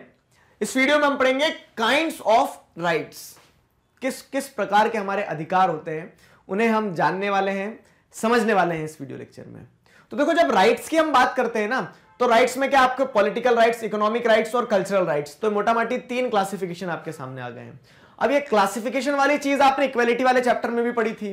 पॉलिटिकल इक्वालिटी की बात करी, इकोनॉमिक इक्वालिटी की, सोशल इक्वालिटी की बात करी। तो ये क्लासिफिकेशन वाले क्वेश्चन जो है फेवरेट पार्ट हो जाते हैं आपके टीचर के, ठीक है। आपके टीचर के ये फेवरेट पार्ट हो जाते हैं, इस पे क्वेश्चन बनता है, तो उसको अच्छे से समझना, ठीक है, कनेक्ट करना टॉपिक को पूरा। क्लियर? अब एक एक करके हम तीनों राइट्स को पढ़ते हैं कि पॉलिटिकल राइट्स क्या होता है। सबसे पहले देखो political rights give to the citizens the right to equality before law and right to participate in political process, ठीक है। मतलब क्या है कि वो अधिकार आपके जिससे आपको क्या हो रहा है? Equality before law. क्यों? देखो, आप कंट्री में, एक डेमोक्रेटिक कंट्री में जब जीते हो तो आप क्या चाहते हो? बाय लॉ इक्वालिटी चाहते हो कि बाय लॉ आपको इक्वालिटी मिले। आप ऐसा एक अधिकार चाहते हो। आप ये चाहते हो कि आपके पास ऐसा अधिकार हो कि जो आपका देश चल रहा है, जो पॉलिटिकल राइट में आप ऐसे राइट चाहते हो कि आप उन पॉलिटिकल प्रोसेसेस में पार्ट ले सको, ठीक है। तो पॉलिटिकल राइट्स में क्या आ जाएंगे? आपके right to vote, right to contest election, right to form political parties, ये सारे जो आपके अधिकार हैं, ठीक, ये पॉलिटिकल राइट की कैटेगरी में चले गए। मतलब जो कहीं ना कहीं कंट्री के लॉ, कंट्री की पॉलिटिक्स से रिलेटेड है, वो पॉलिटिकल राइट्स की कैटेगरी में चले जाएंगे। Political rights are supplemented by civil liberties, ठीक है। ये स्टेटमेंट की एसेंस को समझना कि जो आपको पॉलिटिकल राइट मिले हैं ना, these political rights are supplemented by civil liberties. Explain करें? जैसे सिविल लिबर्टी क्या होता है? सिविल लिबर्टीज यानी जैसे सिविलियंस की बात कर रहे हैं, नागरिक की बात कर रहे हैं। लिबर्टी मतलब क्या? उनकी स्वतंत्रता की बात कर रहे हैं, उनकी आजादी की बात कर रहे हैं। तो इंडिविजुअल्स जो हैं, सिविलियंस जो हैं, सिटीजन्स जो हैं, ठीक है, उनकी लिबर्टी से जुड़े हुए जो अधिकार रहते हैं, तो वो क्या करते हैं? वो आपके पॉलिटिकल राइट्स को सप्लीमेंट करते हैं। कैसे? जैसे civil liberties uphold the right of civilian and empower them to exercise rights freely, ठीक है। जब आपके पास में as a individual, as a civilian क्या होगी? आजादी होगी ना, तभी आप क्या कर पाओगे? अपने इन राइट्स को सही तरीके से एक्सरसाइज कर पाओगे। समझ रहे हो? तो जैसे right to free and fair trial, the right to express one's view freely, the right to protest and express dissent, ये सारी चीजें जो होती है कि आप क्या कर सकते हो कि किसी चीज से खुश नहीं हो तो उसके अगेंस्ट में अपना डिसेंट बता सकते हो, ठीक है। आपका जो व्यू है आप वो रख सकते हो। जब ये सारी चीजें, इन सारी चीजों को करने का अधिकार होता है ना आपके पास, तो इन सारी चीजों को करने के अधिकार के साथ में क्या है कि आप अपने पॉलिटिकल राइट्स को बहुत अच्छी तरह से एंजॉय कर सकते हो। जैसे राइट टू वोट तो है आपको, लेकिन आपके पास में एज ए सिविलियन ये लिबर्टी नहीं है कि आप क्या किसे वोट करो। राइट टू वोट दे दे कि आप वोट डालोगे, ठीक है, इंडिविजुअल हो वोट डालोगे, लेकिन आपको ये चीज नहीं दी गई है कि एक नागरिक, एक स्वतंत्र नागरिक होने के नाते आपका ये पूरा अधिकार है कि आप जिसे चाहे उसे वोट डालो। वो राइट नहीं है। तो क्या होगा? तो पॉलिटिकल राइट्स जो है वो पूरी तरह से आप एक्सरसाइज ही नहीं कर पाओगे। तो political rights are supplemented by civil liberties, ठीक है। नागरिक की जो स्वतंत्रता होती है वो बहुत ज्यादा मायने रखती है जब हम बात करते हैं कि वो अपने जो पॉलिटिकल राइट्स हैं, ठीक है, जो अपने राजनीतिक अधिकार हैं, उन्हें सही तरीके से वो इस्तेमाल करें, ठीक। तो ये both these things goes hand in hand. ध्यान रहेगा ना, सिविल लिबर्टीज और पॉलिटिकल राइट्स, ठीक। अब collectively civil liberties and political rights form the basis of democratic system of government, ठीक। और अब क्या होगा कि जब आप एज एन इंडिविजुअल लेवल पे फ्री हो और अपने उन पॉलिटिकल राइट्स को एक्सरसाइज करोगे ना, तभी ये दोनों राइट्स कलेक्टिवली, सिविल लिबर्टीज और पॉलिटिकल राइट्स दोनों कलेक्टिवली क्या करते हैं, डेमोक्रेटिक सिस्टम ऑफ गवर्नमेंट का बेसिस बनते हैं। ठीक है, डेमोक्रेसी तभी आएगी जब आपके पास में पॉलिटिकल राइट्स होंगे कि आप उस पॉलिटिकल प्रोसेस में पार्टिसिपेट कर पाओ, और उस पॉलिटिकल प्रोसेस में पार्टिसिपेशन के लिए इंडिविजुअल लेवल पे आप फ्री होना चाहिए। ठीक है, आपके पास आपकी सिविल लिबर्टीज होना चाहिए। तो ये सब साथ में मिलकर पूरी एक डेमोक्रेसी को चलाते हैं सारे राइट्स। क्लियर हुआ? ठीक है, तो try to understand the concept from one more dimension. अब ये जो पॉलिटिकल राइट का कंसेप्ट है, ये एक और डायमेंशन से इंपॉर्टेंट हो जाता है। जैसे हमारे राइट्स का क्या ऑब्जेक्टिव क्या रहता है? ठीक है, राइट्स स्टार्टिंग में चले जाओ चैप्टर के एकदम। राइट्स का अल्टीमेट ऑब्जेक्टिव क्या रहता है? अधिकार जो होते हैं आपके, तो वो इसलिए होते हैं ना, they aim to protect the wellbeing of the individual. आपकी लाइफ, आपकी पर्सनल लाइफ है, डिग्निटी है, उसको एनहेंस करना, आपके वेलबींग को इंश्योर करना, ये मेन ऑब्जेक्टिव होता है। मैंने अभी भी समझाया था कि सिर्फ लॉ से सैंक्शन मिल जाने से राइट नहीं बन जाते हैं। ठीक है, उनका अल्टीमेट ऑब्जेक्टिव जो रहता है वो लोगों की लाइफ और डिग्निटी को एनहेंस करना, लोगों के वेलबींग को इंश्योर करना, ये अल्टीमेट ऑब्जेक्टिव होता है। तो इस सेंस में राइट जो है, तो rights aim to protect the wellbeing of individual. ठीक है, अब ये राइट्स की डेफिनेशन में आप एग्री हो गए ना? एक डायमेंशन दिखा रहा हूं, इंपॉर्टेंट समझना। ठीक है, तो अब क्या होता है कि जैसे जो आपको पॉलिटिकल राइट्स मिले हैं, राइट टू वोट और ये सारे, तो political rights contribute to it by making the government accountable to the people. ठीक है, पॉलिटिकल राइट्स क्या करते हैं? पॉलिटिकल राइट्स जो है तो गवर्नमेंट को अकाउंटेबल बनाते हैं, अकाउंटेबल टू द पीपल। ठीक, कैसे? कि पॉलिटिकल राइट है, आपके पास राइट टू वोट है, तो आप क्या करोगे? आप गवर्नमेंट को पता है, गवर्नमेंट अगर सही काम नहीं करेगी तो आप वोट नहीं दोगे गवर्नमेंट को वोट नहीं दोगे, गवर्नमेंट की सरकार नहीं बनेगी, मतलब गवर्नमेंट पावर में नहीं आ पाएगी। ठीक है, तो उस सेंस में क्या है कि आपके पॉलिटिकल राइट, ठीक है, गवर्नमेंट को अकाउंटेबल बनाते हैं। हाउ? तो ये समझना कहानी कि government which is accountable to people gives greater, हाँ एक मिनट सुनो, ये तो आपको यहां तक कहानी समझ में आ गई। देखो कंसेप्ट कनेक्ट करने वाला है, फ्लो में चलते चलोगे तो कनेक्ट होगा। अभी क्या है, फ्लो डिस्टर्ब हो गया ना, तो कनेक्ट नहीं होगा। फिर से एक बार फ्लो बनाते हैं। देखो क्या कहा गया है कि पॉलिटिकल राइट्स जो है, पॉलिटिकल राइट्स गवर्नमेंट को अकाउंटेबल बनाते हैं। ये आपको समझ में आ गया कि गवर्नमेंट, आपके पास क्योंकि अधिकार है, आप पॉलिटिकल पार्टी का पार्ट बन सकते हो, आप वोट दे सकते हो, आप अपना डिस्कंटेंट शो कर सकते हो, तो इसके लिए गवर्नमेंट हमेशा जी साहब ऐसा करेगी। ठीक है, अकाउंटेबल रहेगी, वो जो भी निर्णय लेगी तो वो निर्णय आपको ध्यान में रखते हुए लेगी, क्योंकि उसको गवर्नमेंट को आपको जवाब देना पड़ेगा अगली बार वोट लेने आना है तो। ठीक है, अब राइट्स का ऑब्जेक्टिव क्या होता है पता है? राइट्स का ऑब्जेक्टिव होता है कि वो आपकी वेलबींग ऑफ द इंडिविजुअल को इंश्योर करे। ठीक है, तो अब आपकी वेलबींग कैसे इंश्योर हो रही है? आपके पॉलिटिकल राइट से। कहानी समझ में आ गई है? हमें यह देखना है कि आपकी वेलबींग आपके पॉलिटिकल राइट से कैसे इंश्योर हो रही है। अब आपके पॉलिटिकल राइट से आपने गवर्नमेंट को अकाउंटेबल बनाया, तो गवर्नमेंट ही आपके वेलबींग को इंश्योर करेगी।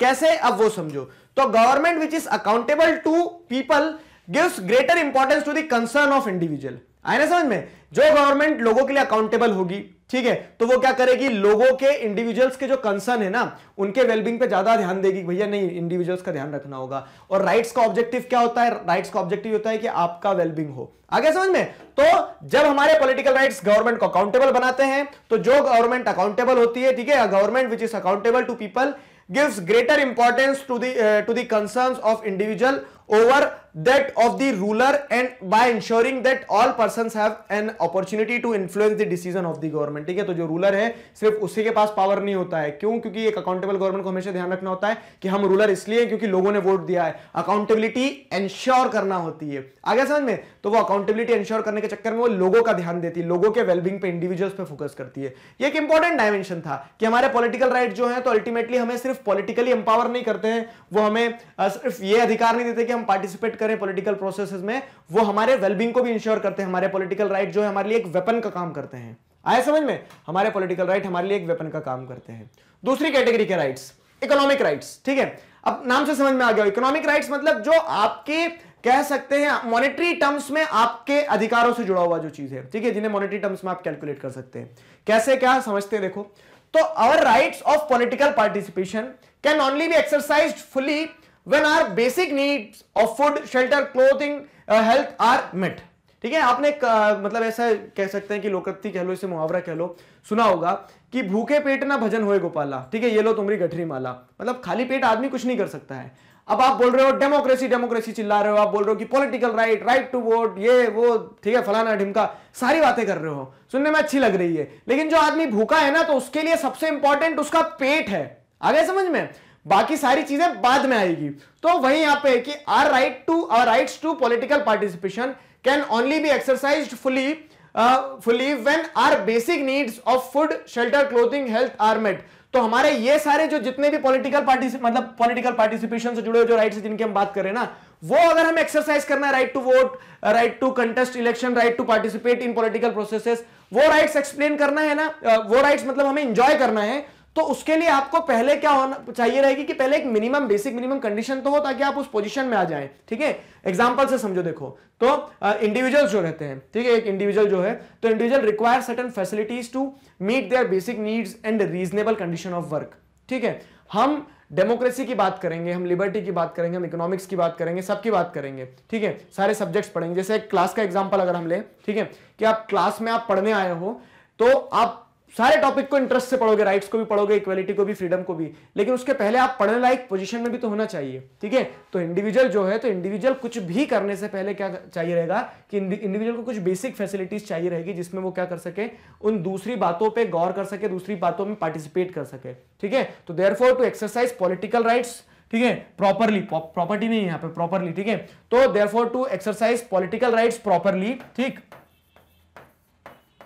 Properly democratic societies should recognize certain basic needs as obligations and provide them as economic rights। ठीक है, तो एक डेमोक्रेटिक सोसाइटी को क्या करना होगा कि कुछ बेसिक नीड्स जो होती है, एग्जांपल में जैसे खाना हो लोगों के पास में, खाने योग्य पीने योग्य पानी हो, ठीक है, रहने के लिए एक छत हो, कैसी भी हो, घर हो, ठीक है, तो वो सारी चीजें जब इंडिविजुअल्स को as an economic rights provide की जाएगी ना, तब ही दूसरी राइट्स जो है वो प्रॉपर्ली एक्सरसाइज की जाएंगी। और इसकी रिस्पॉन्सिबिलिटी किसके ऊपर आ जाती है, डेमोक्रेटिक सोसाइटी के ऊपर आ जाती है, गवर्नमेंट के ऊपर आ जाती है। क्यों? क्योंकि मैंने आपको भी पीछे बताया था कि राइट्स जो होते हैं हमारे, ठीक है, हमारे जो राइट्स होते हैं वो क्या करते हैं, एक तरह से गवर्नमेंट को डायरेक्ट करते हैं, वो गवर्नमेंट के ऊपर ऑब्लिगेशन का काम करते हैं। क्लियर हुआ? तो इकोनॉमिक राइट्स जो हैं, ध्यान रखना, इकोनॉमिक राइट्स जो हैं इंडिविजुअल्स के, वो इकोनॉमिक राइट्स इंडिविजुअल के कंटेक्स्ट में क्या करते हैं, इंडिविजुअल को एम्पावर करते हैं ताकि वो दूसरे स्फीयर में क्या कर सके, बेहतर परफॉर्म कर सके। अब तीसरी कैटेगरी के जो हमारे राइट्स हैं वो है कल्चरल राइट्स। ठीक है, कल्चरल राइट्स क्या होता है, देखो सांस्कृतिक अधिकार जो होते हैं आपके। अब हर इंसान जो होता है ना, वो किसी ना किसी कल्चर से जुड़ा हुआ है, किसी ना किसी कह सकते हैं कि अपनी एक आइडेंटिटी लेके चलता है। जैसे आप जैसे ट्राइब्स की बात करते हैं ना, तो ट्राइब्स क्या करते हैं, अपनी एक आइडेंटिटी लेके चलते हैं ना वो लोग। ठीक है, मतलब उनका एक डांस फॉर्म होगा, उनकी एक लैंग्वेज होगी, उनका एक कॉस्ट्यूम होगा, वो सारी चीजें। अब क्या होता है कि और अगर हम बात करते हैं कि पॉलिटिकल राइट्स और इकोनॉमिक राइट्स दे देने से चीजें, इंसान जो सेटिस्फाइड कंटेंटेड फील करने लगेगा, उसे ऐसा लगेगा कि जस्टिस मिल गया, तो ये काफी नहीं है अपने आप में। क्यों? क्योंकि अलॉन्ग विथ पॉलिटिकल और economic rights, more and more democracies are recognising the cultural claims of their citizens. समझना है, बहुत इंपॉर्टेंट चीज है। और यहां पे एक एग्जांपल छूट भी गया, वो भी मैं आपको बताता हूं कि जैसे हम इकोनॉमिक राइट्स की जब बात करते हैं ना, तो इकोनॉमिक राइट्स में मैंने आपको बताया कि डेमोक्रेटिक सोसाइटी की रिस्पॉन्सिबिलिटी हो जाती है। तो फॉर एग्जांपल क्या है कि जैसे आप देखोगे तो गवर्नमेंट जो करती है क्या कि पीडीएस सिस्टम जो है, ठीक है, क्या कर दे रही है गवर्नमेंट, पीडीएस में, पब्लिक डिस्ट्रीब्यूशन सिस्टम में सस्ते दामों में अनाज दे रही है। तो क्यों दे रही है? क्योंकि वो ये समझ रहे हैं कि लोगों के इकोनॉमिक राइट भी कि उन्हें खाना पानी मिले, तब वो दूसरे स्फीयर में एक्टिवली पार्टिसिपेट करेंगे। ठीक है, जैसे आप देखोगे तो वेस्टर्न कंट्रीज में कहीं कंसेप्ट किस चीज का पता है कि यूनिवर्सल बेसिक इनकम की बात की जाती है, मतलब प्रोवाइड भी किया जाता है कि एक मिनिमम इनकम दी जाती है कि ताकि लोग क्या कर सके, ताकि लोग एक रीजनेबल कंडीशन ऑफ वर्क में आ सके। ठीक है, ताकि वो क्या कर सके, सर्वाइवल वाली पोजीशन से ऊपर उठाए, सर्वाइवल के लिए ना जी रहे हो वो, ठीक, ताकि वो दूसरी चीजें सोच पाए। अब आपने अधिकतर देखा होगा, ये देखो समझना इस चीज को, अधिकतर देखा होगा कि जहां पे पॉवर्टी रहती है ना, तो वहां पे ड्रॉप आउट रेट तेज रहते हैं, लड़कों के भी लड़कियों के भी। ठीक है, बच्चा पढ़ नहीं पाता गरीबी के कारण। क्यों? क्योंकि वो खाने के बारे में सोचेगा या पढ़ने के बारे में सोचेगा। मतलब उसके घर में सिचुएशन ये होती है ना कि उसे पैसा कमाना है, रोटी कमाना है पहले, ठीक है, पढ़ाई बाद का सेकेंडरी चीज हो जाती है। तो उस तरह से क्या है कि आदमी के ओवरऑल डेवलपमेंट में उसका इंपॉर्टेंट, मतलब इकोनॉमिक राइट्स भी उसका एक बहुत इंपॉर्टेंट रोल प्ले करते हैं। इकोनॉमिक राइट्स बहुत इंपॉर्टेंट रोल प्ले करते हैं।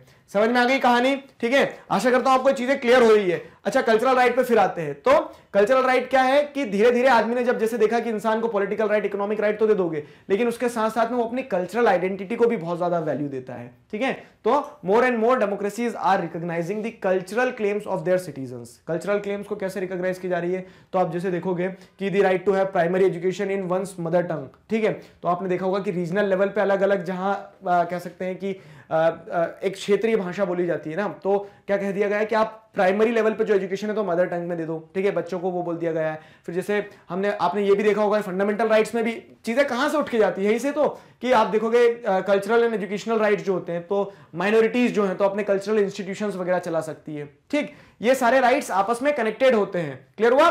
तो the right to establish institution for teaching one's language and culture are today recognised as being necessary for leading a good life, ठीक है, एक अच्छा जीवन जीने के लिए क्या है, एक सेटिस्फाइड जीवन जीने के लिए आपको लोगों के कल्चर की भी रिस्पेक्ट करना होगी, उन्हें कल्चरल राइट्स भी देना होगा, और ये मिल रहे हैं। जैसे फंडामेंटल राइट में मैंने आपको बताया, डाला गया है कि क्या बोलते हैं कि कल्चरल एंड एजुकेशनल राइट क्या हो गया आपका, एक फंडामेंटल राइट हो गया। पढ़ा इंडियन कॉन्स्टिट्यूशन नेटवर्क में, आर्टिकल बताएंगे आप मुझे कमेंट सेक्शन में। क्लियर है? तो ये आपको मैंने चीजें कनेक्ट करवा दी है। अब यहां पे एक क्लासिफिकेशन बेसिक राइट्स और जस्टिफाइड क्लेम्स का भी निकल के आता है, या फिर जिन्हें हम सिर्फ राइट्स कहते हैं, जिन्हें जस्टिफाइड क्लेम भी कहते हैं। उसमें क्या डिफरेंस है देखो, तो वाइल सम राइट्स, ठीक है, while some rights primarily the right to life, liberty, equal treatment, ये जो अधिकार है ना, ये कुछ अधिकार ऐसे अधिकार हो जाते हैं आपके जिन्हें क्या है, जो पॉलिटिकल पार्टिसिपेशन के हिसाब से, जैसे राइट टू पॉलिटिकल पार्टिसिपेशन, ठीक है, इन्हें बहुत बेसिक देखा जाता है और इनको प्रायोरिटी जो है दैट मस्ट रिसीव प्रायोरिटी, मतलब इन राइट्स को प्रायोरिटी दी जाती है। जैसे राइट टू लाइफ तो सबसे अटमोस्ट हो गया अगर एक तरह से देखा जाए तो, कि आपका जीवन ही आपके लिए सर्वोच्च चीज होगी ना। तो कुछ राइट्स जो बहुत इंपॉर्टेंट होते हैं उन्हें बेसिक राइट्स की कैटेगरी में डाल दिया गया, and these rights should receive priority. बाकी जो दूसरे राइट्स आते हैं, तो other rights that are necessary for leading a decent life are being recognised as justified claims और राइट्स, ठीक है। तो डिसेंट लाइफ जीने के लिए जो दूसरे राइट्स की जरूरत होती है ना, जस्टिफाइड क्लेम्स कहा जाता है। कैसे? अब जरा समझो जरा, ठीक है, मैं आपको एग्जांपल देता हूं। जैसे शादी में जाना है, शादी में जाना आपका क्या हो गया, एक बेसिक राइट हो गया, ठीक है, वो बहुत ज्यादा जरूरी, शादी में तो जाना ही है। अब वो शादी में जाना है तो उसके लिए आपको कुछ और भी राइट्स की जरूरत पड़ सकती है। जैसे क्या है, कुछ और भी राइट्स में तो बढ़िया मेकअप वेकअप, कपड़े वपड़े, ये सारी चीजें। तो एक लाइफ के एक स्फीयर में कह सकते हैं लिबर्टी को एंजॉय करने के लिए, वेलबींग को इंश्योर करने के लिए आपको दूसरे सेट ऑफ राइट्स की जरूरत पड़ जाती है। तो कुछ सेकेंडरी, कुछ प्राइमरी राइट्स ऐसे कह सकते हो, ठीक है। तो उसी हिसाब से क्या है कि कुछ राइट्स को बेसिक राइट्स कहा जा रहा है और कुछ को कह सकते हैं जस्टिफाइड क्लेम्स या फिर सिंपली राइट्स कहा जा रहा है। इस वीडियो में हम क्या पढ़ने वाले हैं? इस वीडियो में हम पढ़ेंगे राइट्स एंड रिस्पॉन्सिबिलिटीज के बारे में। Rights and responsibilities important topic है, अच्छे से समझना, लास्ट टॉपिक है इस चैप्टर का। तो आपने जो पूरा चैप्टर पढ़ा, पूरा चैप्टर पढ़ने के बाद में, राइट्स को अच्छे से समझने के बाद में, एक चीज आपने फील की होगी कि राइट्स एम्पावर अस, ठीक है। राइट्स जो होते हैं हमारी पावर होते हैं, ठीक है, हमें शक्ति प्रदान करते हैं, हमारे अधिकार। जब हमारे पास अधिकार होते हैं तभी हम क्या बोल सकते हैं, किसी भी चीज को क्लेम कर सकते हैं। जैसे यहाँ पे आप देखो क्या लिखा है कि हमारे राइट्स जो है तो वो स्टेट के ऊपर ऑब्लिगेशन प्लेस करते हैं, ठीक है। तो मतलब राइट्स की मदद से आप स्टेट को बोल सकते हो ये काम करो, राइट्स हैं तो आप क्या बोल सकते हो स्टेट को कि ये काम मत करो, ठीक है। वो आपको पावरफुल बनाते हैं, ठीक। तो राइट्स की जगह मैं पावर भी लिख सकता हूं। अब आपने एक चीज सुनी होगी क्या, कि पावर कम्स विद रिस्पॉन्सिबिलिटी। अगर आपके पास किसी चीज को करने की पावर आ रही है, शक्ति आ रही है, तो उसके साथ जिम्मेदारी भी आती है, रिस्पॉन्सिबिलिटी भी आती है। अब आपको क्या करना है, सिंपल सा चीजों को यहां पे समझना है कि जैसे आपके राइट्स आपको एम्पावर करते हैं, ठीक है, आपके राइट्स आपकी पावर होते हैं ना, तो उन राइट्स को एक्सरसाइज करते समय आपको कुछ रिस्पॉन्सिबिलिटीज को भी समझना होता है। एक एग्जांपल, ठीक है, फेवरेट एग्जांपल वही गाने बजाने वाला, ठीक। तो आपके पास अधिकार है, आपका ये क्या राइट है कि आप you are free to sing a song, ठीक है, और टू लिसन अ सॉन्ग, ठीक है। आप गाना सुनना चाह रहे हैं, गाना चाह रहे हैं, जो करना चाह रहे हैं, नाचना चाह रहे हैं, नाचो। लेकिन अब आपको ये एक रिस्पॉन्सिबिलिटी भी समझना होगा उस टाइम पीरियड में कि आपके उस फ्रीडम को एक्सरसाइज करने से आप किसी दूसरे को परेशान ना करो। देखो फ्रीडम वही वाला कंसेप्ट है, जैसे आप राइट में जो सारी चीजें पढ़ रहे हो तो वही फ्रीडम में भी अप्लाई हो जाती है, क्योंकि फ्रीडम भी तो आपका एक राइट है ना। तो चैप्टर्स जो पढ़ के आए सब आपस में जुड़े हुए, एक ही चीज को बार बार पढ़ाया जा रहा है, बस कभी राइट्स के नाम के अंदर में, कभी फ्रीडम के नाम के अंदर में पढ़ा रहे हैं, ठीक है। और इसीलिए कुछ शायद बोर हो जाते हैं बच्चे, लेकिन आपको बस देखना है कि हाँ वहां राइट्स के नाम से पढ़ा था, मतलब वहां फ्रीडम के नाम से पढ़ा था, यहाँ राइट्स के नाम से पढ़ लेंगे, ठीक है। तो राइट्स जो है वो हमेशा रिस्पॉन्सिबिलिटी के साथ आते हैं। आगे समझ में कि आप आपके अधिकार जो है उन अधिकारों को जिम्मेदारी के साथ समझो, ठीक है। दोनों के बीच के जो इंटर रिलेशन है उसको अच्छे से समझना। क्लियर? आपके राइट्स जो होते हैं वो क्या करते हैं, दे प्लेस ऑब्लिगेशन अपॉन स्टेट। अधिकार है ना आपके पास कि आप स्टेट के ऊपर ऑब्लिगेशन डाल सकते हो, बोल दोगे राइट टू एजुकेशन मेरा राइट है, स्टेट को क्या करना होगा, पूरा इंफ्रास्ट्रक्चर क्रिएट करना होगा। लेकिन इसका मतलब ये नहीं कि सिर्फ आप फिर दादा बन गए कि हमारे अधिकार, वो आपके अधिकार आपके ऊपर भी ऑब्लिगेशन डालते हैं, ठीक है। आपके पास अगर अधिकार है कि आप गाड़ी ड्राइव करो, तो आपके ऊपर एक ऑब्लिगेशन ये भी है कि आप सही तरीके से गाड़ी ड्राइव करो, खुद भी ठोकोगे, दूसरों को भी ठोकोगे, ठीक है। तो उस सेंस में क्या है कि rights also place obligations upon each of us, हमारे ऊपर भी, हम सभी के ऊपर राइट्स क्या करते हैं, ऑब्लिगेशन लगाते हैं। अगर ऐसे एक्सप्लेन करने की उतनी ज्यादा जरूरत नहीं है, यहां पे डायरेक्ट क्वेश्चन बनेगा आपका। क्या क्वेश्चन बनेगा डायरेक्ट कि rights comes with some sort of responsibilities, explain. ठीक, तो आपको 4 पॉइंट ध्यान रखना है यहाँ पे, फर्स्ट, सेकंड, थर्ड, फोर्थ। तो यहाँ पे 4 पॉइंट, जो इन चारों पॉइंट को अच्छे से समझना है कि राइट्स जो है वो किस तरह की रिस्पॉन्सिबिलिटी के साथ में आते हैं। तो पहला जो है देखो, firstly they compel us to think not just of our own personal needs, ठीक है, and interest, but to defend some things as being good for all of us। समझ रहे हो, बहुत इंपॉर्टेंट पॉइंट बताया कि हम जब राइट्स को रिस्पॉन्सिबल वे में एक्सरसाइज करते हैं ना, तो मतलब राइट, या फिर ऐसे कि राइट्स किस तरह की रिस्पॉन्सिबिलिटी लाते हैं, तो राइट्स को जब आप एक्सरसाइज करते हो तो ऐसा नहीं कि सिर्फ आपको अपने पर्सनल नीड्स और इंटरेस्ट की सोचना होगी। राइट्स को जब आप एक्सरसाइज करोगे तो आपके ऊपर एक ये रिस्पॉन्सिबिलिटी आती है कि you are required to defend something as being good for all of us. ठीक है, जब आप राइट्स एक्सरसाइज करते हो तो आपको सबका सोचना होता है, सिर्फ अपना नहीं सोचना होता है। ये रिस्पॉन्सिबिलिटी आती है आपके ऊपर, जैसे कि protecting the ozone layer, minimising the air and water pollution, ठीक है, या फिर कह सकते हैं कि जो ट्रीज हैं उन्हें प्लांट करना। तो ये सारी जो रिस्पॉन्सिबिलिटीज है आपके राइट्स का पार्ट होती है। क्लियर है, आप जब इन सारी चीजों को राइट्स के फॉर्मेट में, अगर जैसे गवर्नमेंट से आप क्या बोल रहे हो कि गवर्नमेंट से आप ये बोल रहे हो कि आपको ओजोन लेयर के प्रोटेक्शन की बारे में सोचना चाहिए, एनवायरमेंट के बारे में सोचना चाहिए, तो गवर्नमेंट वो चीज जो करी तो उससे सिर्फ गवर्नमेंट को फायदा या फिर किसी एक इंडिविजुअल पर्सनल को फायदा नहीं है। ठीक है, हम क्या देख रहे हैं, हम उसको ऐसे देख रहे हैं कि something which is being good for all of us. ठीक है, हम सभी लोगों के लिए जो सही हो। तो एक ये रिस्पॉन्सिबिलिटी आपकी आती है जब आप राइट्स की बात करते हो, ध्यान रहेगा। तो राइट्स इंडिविजुअल गुड्स की बात नहीं, मतलब इंडिविजुअल गुड की बात नहीं करता है, वो एज ए कम्युनिटी सबका भला हो उस चीज की बात करता है, और ये हमें इंश्योर करना होगा, ये हमारी रिस्पॉन्सिबिलिटी आती है जब हम अपने राइट्स को एक्सरसाइज करते हैं। क्लियर हुआ, ठीक है। अब जैसे यहां पे आपको समझ में आया, दे represent the common good. Rights जो है तो वो क्या करते हैं, कॉमन गुड को रिप्रेजेंट करते हैं। एक रिस्पॉन्सिबिलिटी ऐसे आ जाती है जब सबका भला सोचना है तो एक रिस्पॉन्सिबल वे में सोचना होगा। They represent the common good that we must act to protect ourself. ठीक है, अपने आप को बचाना है तो कॉमन गुड, जैसे नहीं रहता कि क्या बोलते हैं, संगठन में शक्ति है वाली बात यहां पे, तो सभी को एक साथ जब आप देखोगे तभी आप सशक्त महसूस करोगे। ठीक है, ourselves as well as for the future generation who are entitled to inherit a safe and clean world। ठीक है, without which they cannot lead a reasonably good life। आगे समझ में, तो आप तो आज जीवन जी जाओगे, आज अगर आपने मान लो पूरी ओजोन लेयर खत्म भी कर दी, जब तक अपनी डेथ भी हो जाएगी, ठीक है, लेकिन आगे आने वाली जनरेशन का क्या। तो जो सस्टेनेबल डेवलपमेंट की हम बात करते हैं, जो हम बात करते हैं क्या, ग्रेटर गुड फॉर ऑल की बात करते हैं, तो वो हमारे राइट्स पे हमें जब तक हम रिस्पॉन्सिबिलिटी का एलिमेंट नहीं डालेंगे ना, तब तक वो चीज समझ में नहीं आएगी। आगे समझ में ये, चलो आगे देखते हैं अगली चीज क्या है। अगली चीज है secondly they require that I respect the rights of others. ठीक है, राइट्स जो होते हैं ना, तो आपके राइट्स ऐसी रिस्पॉन्सिबिलिटी आपके ऊपर एक लगाते हैं। दूसरा पॉइंट समझना कि they require that I respect the rights of other, मैं अपने राइट्स को एंजॉय करूं लेकिन दूसरों के राइट्स को भी रिस्पेक्ट करूं। वहां पे हम गुड की बात कर रहे हैं, पिछला पॉइंट जो आपने देखा तो हम ग्रेटर गुड की बात कर रहे हैं। यहां पे हम बात करें इंडिविजुअल लेवल पे, कि इंडिविजुअल लेवल पे जब मैं अपने राइट्स की बात करूंगा, एंजॉय करूं, तो मुझे ये भी इंश्योर करना होगा कि मैं दूसरों के राइट्स को भी क्या कर सकूं, सिक्योर कर सकूं। ठीक है, if I say that I must be given the right to express my views, I must also grant the same right to others. अगर मैं कहता हूं कि मुझे राइट्स दिए जाने चाहिए कि मैं अपने आप को एक्सप्रेस कर पाऊं, तो वहीं पे जब मैं अपने लिए वो चीज मांग रहा हूं ना, वही वाली बात है, जैसे जो आप अपने लिए सही समझते हो तो वो दूसरों के लिए भी सही है, जो आपने लिए गलत समझते हो तो दूसरों के लिए भी गलत होगा, दूसरों के साथ आप वो कर नहीं सकते हो ऐसा। ठीक है, तो if I say that I must be given the right to express my views, I must also grant the same right to others.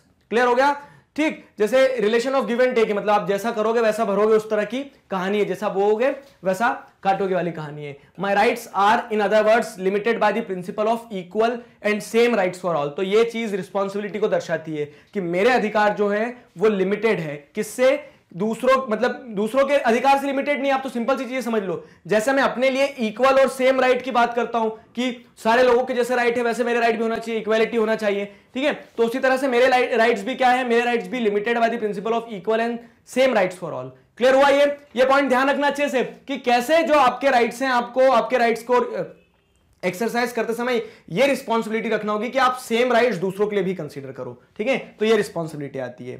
Third क्या है, we must balance our rights when they come into conflict. ये point important है समझना। एक responsibility आ जाती है कि आप आपके राइट्स को तो एक्सरसाइज कर रहे हो, लेकिन अगर आपके राइट्स किसी दूसरे के राइट्स के कन्फ्लिक्ट में आ रहे हैं, ठीक है, देखो यहां दूसरे कभी कभी क्या लगता है पता है, इस टॉपिक में स्टूडेंट्स को ये लगता है कि सर तीनों पॉइंट एक जैसी बात करते हैं, एक जैसी बात नहीं करते, बहुत माइन्यूट सा डिफरेंस है। यहां पे बात की जा रही है ग्रेटर गुड की, दूसरों को कंसीडर कर रहे हो लेकिन दूसरों को एज ए कम्युनिटी कंसीडर कर रहे हो।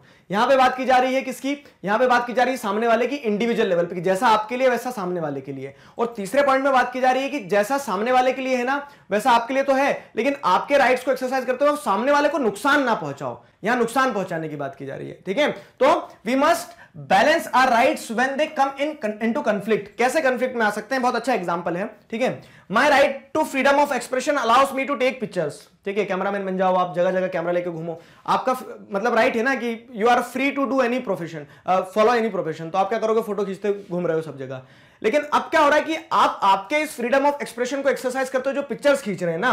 However if I take pictures of a person bathing in his house, ठीक है, तो अब क्या होता है कि एक इंसान नहा रहा है उसके घर में और मैं उसकी पिक्चर खींच लेता हूं। ठीक है, पिक्चर खींच भी ली, आगे क्या होता देखो। ठीक है, उसको पता नहीं चला, तो bathing in his house without his consent, और उसकी मर्जी के बिना। ठीक, and post them on the internet, और इंटरनेट पे भी डाल दिया आपने, इंस्टाग्राम अकाउंट पे डाल दिया आपके। ठीक, अब क्या होगा, पहले तो पिटाई करेगा आपकी, वो बात अलग है। ठीक है, तो आपने किसी की ऐसी फोटो अगर डाल दी है तो that would be violation of his right of privacy. तो अब आपने आपके राइट को एक्सरसाइज करते हुए क्या कर दिया, you are coming into the conflict with another person's right. ठीक है, किसी दूसरे इंसान के राइट के साथ में आप कंफ्लिक्ट में आ गए ना। आप आपके राइट को एक्सरसाइज कर रहे थे, वहां तक ठीक था, लेकिन आपने दूसरों के राइट को क्या कर दिया, इन्फ्रिंज कर दिया। ठीक है, उसके वायलेशन हो गया ना उसके राइट का, violation of his right to privacy. तो राइट टू प्राइवेसी, उसकी अपनी प्राइवेसी तो खो गई, अब वो नहा रहा था, उसकी प्राइवेसी है। ठीक है, आप उसकी फोटो कैसे खींच सकते हो। तो इस सेंस में क्या है, एक रिस्पॉन्सिबिलिटी ये रहती कि आपके राइट्स जो है, we must balance our rights when they come into conflict. तो अगर कॉन्फ्लिक्ट में आ रहे तो वहां पे बैलेंस करते आना चाहिए, ये रिस्पॉन्सिबिलिटी होती है जब हम अपने राइट्स को एक्सरसाइज करते हैं। क्लियर हुआ तीसरा पॉइंट भी। ठीक है, अब चौथा पॉइंट जो है अलग है थोड़ा सा, देखो, citizens must be vigilant about the limitation which may be placed on their right. ठीक है, तो ये थोड़ा सा फेवर में है अपने। कैसे कि आपके अधिकार हैं, बधाई हो, मिठाई बंटवाओ, अधिकार है आपके पास। ठीक है, मेरे पास भी है, लेकिन हमें हमारे अधिकार के बारे में विजिलेंट होना होगा, हमें चौकन्ना रहना होगा, हमें सतर्क रहना होगा। आया समझ में, सतर्कता की बात की जा रही है। तो citizen must be vigilant about limitations which may be placed on their rights. अब लिमिटेशंस कौन प्लेस कर सकता है, देखो सबसे पावरफुल होता है स्टेट। किसी भी कंट्री में सबसे ज्यादा शक्तिशाली होता है कोई भी, वहां की जो गवर्नमेंट होती है स्टेट होती है। तो हमारे ऊपर एक ये भी रिस्पॉन्सिबिलिटी है कि राइट्स तो ले लिया आपने, लेकिन आपके ऊपर ये रिस्पॉन्सिबिलिटी कि आप उस राइट की सुरक्षा करो। जैसे आपने गाड़ी तो खरीद ली, लेकिन आपके पास एक रिस्पॉन्सिबिलिटी आती है गाड़ी को सही तरीके से भी रखना है आपको। ऐसे नहीं कोई भी स्क्रैच मार के जा रहा है, कोई भी उसमें डेंट लगा दे रहा है, कोई भी उसको दोष दे रहा है। ठीक है, वो नहीं, आपको क्या करना होगा, उसकी सुरक्षा करना होगी ना। सुरक्षा कैसे करोगे, जब आप विजिलेंट रहोगे, आप चौकन्ना रहोगे कि भैया कोई जबरन ना बैठे, कोई शरारती बच्चे ना आ जाए, ये सारी चीजें। ठीक है, तो citizens must be vigilant about the limitation. अब क्या होता है कि राइट्स तो है आपके, लेकिन राइट्स के ऊपर अगर कॉन्स्टेंट्स अननेसेसरी लगाए गए तो तब वहां पे आपको विजिलेंट होना पड़ेगा। लेकिन अब आपको यह चीज भी पता है कि कोई भी राइट एब्सोल्यूट नहीं होते हैं। फ्रीडम की बात कर लो, इक्वालिटी की बात कर लो, कुछ भी बात कर लो, आप जस्टिस की बात कर लो, एब्सोल्यूट नहीं होता है, हमेशा सर्कमस्टेंसेस रहती है। सर्कमस्टेंसेस के बाद में आपको इनइक्वालिटीज देखने को मिलेगी वहां पे। ठीक है, तो वही चीज यहां पे आती है कि इशू कंसर्निंग नेशनल सिक्योरिटी। अगर मान लो कोई ऐसा मुद्दा है कि जहां पे नेशनल सिक्योरिटी की बात आ जाती है, गवर्नमेंट ने क्या बोल दिया कि आप फ्रीडम ऑफ एक्सप्रेशन के नाम पे क्या कर रहे हो, जहां टेररिस्ट है वहीं पे कैमरा लेके चले गए और सब पूरा लाइव स्ट्रीम कर रहे हो, बोल रहे हो ये देखो प्लीज लाइक शेयर सब्सक्राइब। ठीक है, टेररिस्ट है पीछे, तो जैसे आप लाइव स्ट्रीम कर रहे हो तो टेररिस्ट को भी दिख रहा होगा, तो वो क्या है, वो नेशनल सिक्योरिटी के लिए क्या हो गया, चिंता की बात होगी ना। तो अब तब उस केस में आपके फ्रीडम ऑफ एक्सप्रेशन के ऊपर क्या किया जा सकता है, तब उस केस में आपके फ्रीडम ऑफ एक्सप्रेशन के ऊपर कर्टेलमेंट लगाई जा सकती है। ठीक है, तब आपके ऊपर क्या किया जा सकता है, मतलब एक तरह से आपको रोका जा सकता है। ठीक है, तो अब आप क्या बोलोगे, क्या वायलेशन है क्या ये। ठीक है, ये मतलब ये लिमिटेशन लगाई गई, क्या लिमिटेशन आपके राइट्स के ऊपर प्लेस की गई है क्या। ठीक है, तो लिमिटेशन तो प्लेस की गई है, लेकिन इस तरह की लिमिटेशन सही है या गलत है, तो आपको यह विजिलेंट होना होगा कि आपके राइट्स के ऊपर अगर लिमिटेशन लग भी रही है तो सही लग रही है कि नहीं। जैसे इस केस में क्या हो गया कि government can impose restrictions on the civil liberties of citizens on the ground of national security. National security की हम बात करेंगे तो उस ग्राउंड पे गवर्नमेंट क्या कर सकती है, रिस्ट्रिक्शंस लगा सकती है, लगाएगी भी। Protecting national security may be defended as necessary for safeguarding the right and wellbeing of the citizen. क्योंकि आप एज ए सोसाइटी देखोगे ना तो राइट्स का ऑब्जेक्टिव क्या होता है, हमने स्टार्टिंग में इसे पढ़ते आ रहे हैं कि वो इंडिविजुअल्स की वेलबींग को इंश्योर करे। और यहां पे अगर आपको नेशनल सिक्योरिटी के नाम पे एक इंसान को रोका गया है ताकि for the greater good of the society, ठीक है, लोगों का भला और लोगों के वेलबींग के लिए आपकी राइट्स पर अगर क्या किया जा रहा है, लिमिटेशन लगाई जा रही है, तो वो जस्टिफाइड है, ठीक है। प्रोटेक्टिंग नेशनल सिक्योरिटी में भी defended, that limitation can be defended, उसको डिफेंड किया जा सकता है। तो अब क्वेश्चन ये उठते हैं, लेकिन यहां पे बहुत सारे क्या उठते हैं क्वेश्चन, देखो क्वेश्चन ये उठते हैं, but at what point could the restrictions imposed as necessary for security themself become the threat to the right of the people. मतलब रिस्ट्रिक्शंस लगाई, रिस्ट्रिक्शंस किस चीज के चलते लगाइए कि नेशनल सिक्योरिटी को इंश्योर करना है, ठीक है। लेकिन वो जो लाइन जो है ना, वो लाइन कहां है कि यहां तक तो ठीक है नेशनल सिक्योरिटी की बात थी, लेकिन अब नेशनल सिक्योरिटी के नाम पे लोग क्या करने लगे, लोगों की मतलब जो लोगों की राइट्स हैं, ठीक है, लोगों की फ्रीडम जो है वही खतरे में आ गई, ठीक है, वही खतरे में आ गई। तो ये जो लाइन है ना नेशनल सिक्योरिटी से, कब वो आपके सच में राइट्स एंक्रोच होने लगे हैं। देखो अगर आप ये कंसीडर करके चल रहे हो कि नेशनल सिक्योरिटी सही में खतरे में है और उस समय पे इंपोजिशन लग रहे हैं, तो वहां पे आपके राइट टू लाइफ को छोड़ के बाकी सारे राइट्स पे अगर आप इंपोजिशन लग जाए, लिमिटेशन लग जाए, तो भी चल जाएगा। लेकिन नेशनल सिक्योरिटी का हवाला लेते हुए अननेसेसरी आपके राइट्स के स्फीयर में कब एनक्रोच कर जाएगी, वो डिफरेंस कैसे क्रिएट करोगे, ठीक है, एनालाइज करना अच्छे से, वो डिफरेंस कैसे क्रिएट करोगे। तो उसके लिए क्या है, उसके लिए आपकी रिस्पॉन्सिबिलिटी होती है कि that you should be vigilant. Connect कर पाए हो ना, वो चीज रहती है, ठीक है। Should a country facing the threat of terrorist bombing be allowed to curtail the liberty of citizens. खतरा यह था कि टेररिस्ट आ सकते हैं, बॉम्ब फेंक सकते हैं, ठीक है, आपकी कंट्री रेड अलर्ट जोन पे है, तो क्या आपकी पूरी लिबर्टी गवर्नमेंट छुड़ा सकती है उस टाइम पीरियड में, इमरजेंसी टाइप से सिचुएशन लगा सकती है। सोचना 2 मिनट के लिए, ठीक है। तो क्या ये सही रहेगा कि नहीं रहेगा, मतलब हमारे राइट्स की बात करते हैं अगर हम, तो क्या उस केस में हमें किस तरह से रिस्पॉन्ड करना है। Should it be allowed to arrest people on mere suspicion, ठीक है, सिर्फ शक है, शक के दायरे में आपने उठा लिया, फिर पता लगा कि यार ये तो दूसरा आदमी था, फिर छोड़ देंगे, तो क्या ये जस्टिफाइड है। सवाल बहुत सारे निकल के आते हैं। Should it be allowed to intercept their mails और टैप देयर फोन्स, हमारे मेल जो उन्हें टैप किया जाए नेशनल सिक्योरिटी के नाम पे, क्या ये अलाउड होना चाहिए। Should it be allowed to use torture to extract confessions, ठीक है, मतलब क्या है कि मार रहे हैं, डंडे दे रहे हैं, पुलिस स्टेशन में तेल लगा के मारते हैं ना डंडे बहुत सारे, तो क्या वो किया मतलब उस चीज की आजादी होना चाहिए ताकि आप उनसे कन्फेशन करवा लो कुछ भी, ठीक है, डरा धमका के।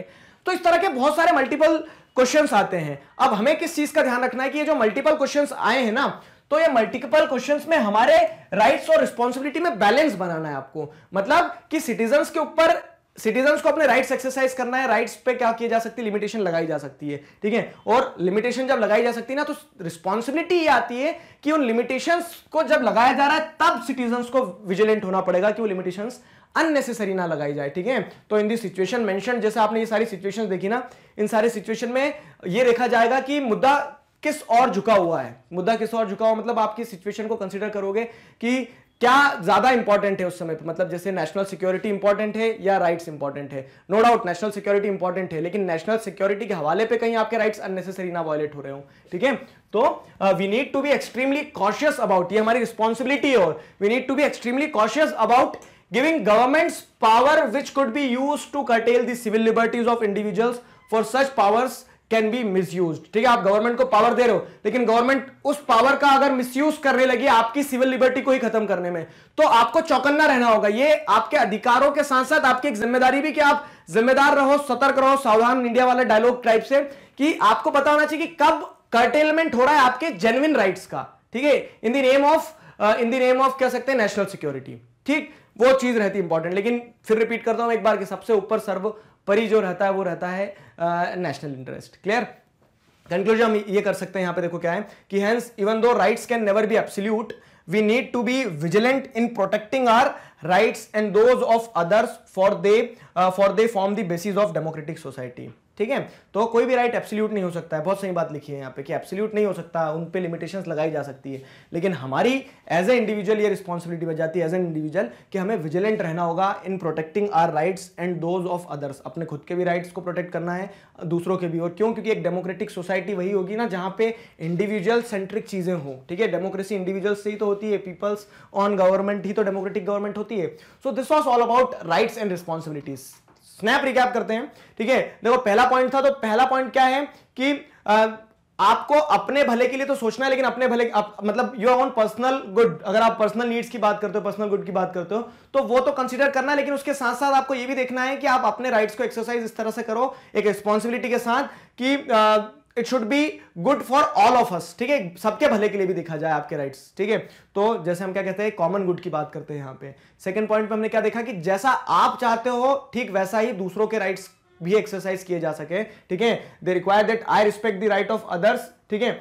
If I say that I must be given the right to express my views, I must also grant the same right to the others. तो जैसा आपके लिए वैसा गिव एंड टेक वाला रिलेशन, ठीक है। तो ये रिस्पॉन्सिबिलिटी आती है आपके राइट्स के साथ में। तीसरी चीज क्या है कि आपके राइट्स किसी के साथ कंफ्लिक्ट में ना आए, इस चीज की रिस्पॉन्सिबिलिटी आपको उठाना होगी, आपको जिम्मेदार तरीके से अपने राइट्स को एक्सरसाइज करना होगा। और चौथा ये है कि आपके राइट्स के ऊपर जो लिमिटेशन लगी जा रही है तो उसमें भी आपको विजिलेंट होना पड़ेगा कि वो लिमिटेशंस अननेसेसरी ना हो। So this was all about this wonderful topic, rights and responsibility. We have completed this topic. We have completed our chapter. Chapter पूरा complete हुआ है। नाचो गाओ मुस्कुराओ खुश रहो, ठीक है। चैप्टर कंप्लीट हुआ। अब क्या है, अब नेक्स्ट वीडियो में अगला चैप्टर सिटीजनशिप वाला जो है उसे स्टार्ट करेंगे। आशा करता हूं चैप्टर आपको समझ में आया, सारी चीजें क्लियर हो गई है। किसी प्रकार का डाउट है feel free to ask in comment section. Magnet Brains पर क्लास 4th से क्लास 12th तक इसी तरह से सभी subjects, chapters, topic, subtopic, सब कुछ सिस्टमैटिक वे में वीडियो लेक्चर्स के फॉर्मेट में अवेलेबल है, जिन्हें आप बहुत आसानी से देख सकते हैं, पढ़ सकते हैं, घर बैठे अपना सिलेबस कंप्लीट कर सकते हैं। अपने जूनियर्स और सीनियर्स को जरूर बताइए मैग्नेट ब्रेन्स के बारे में। मिलते हैं नेक्स्ट वीडियो में। Till then stay connected, keep learning. Thank you very much.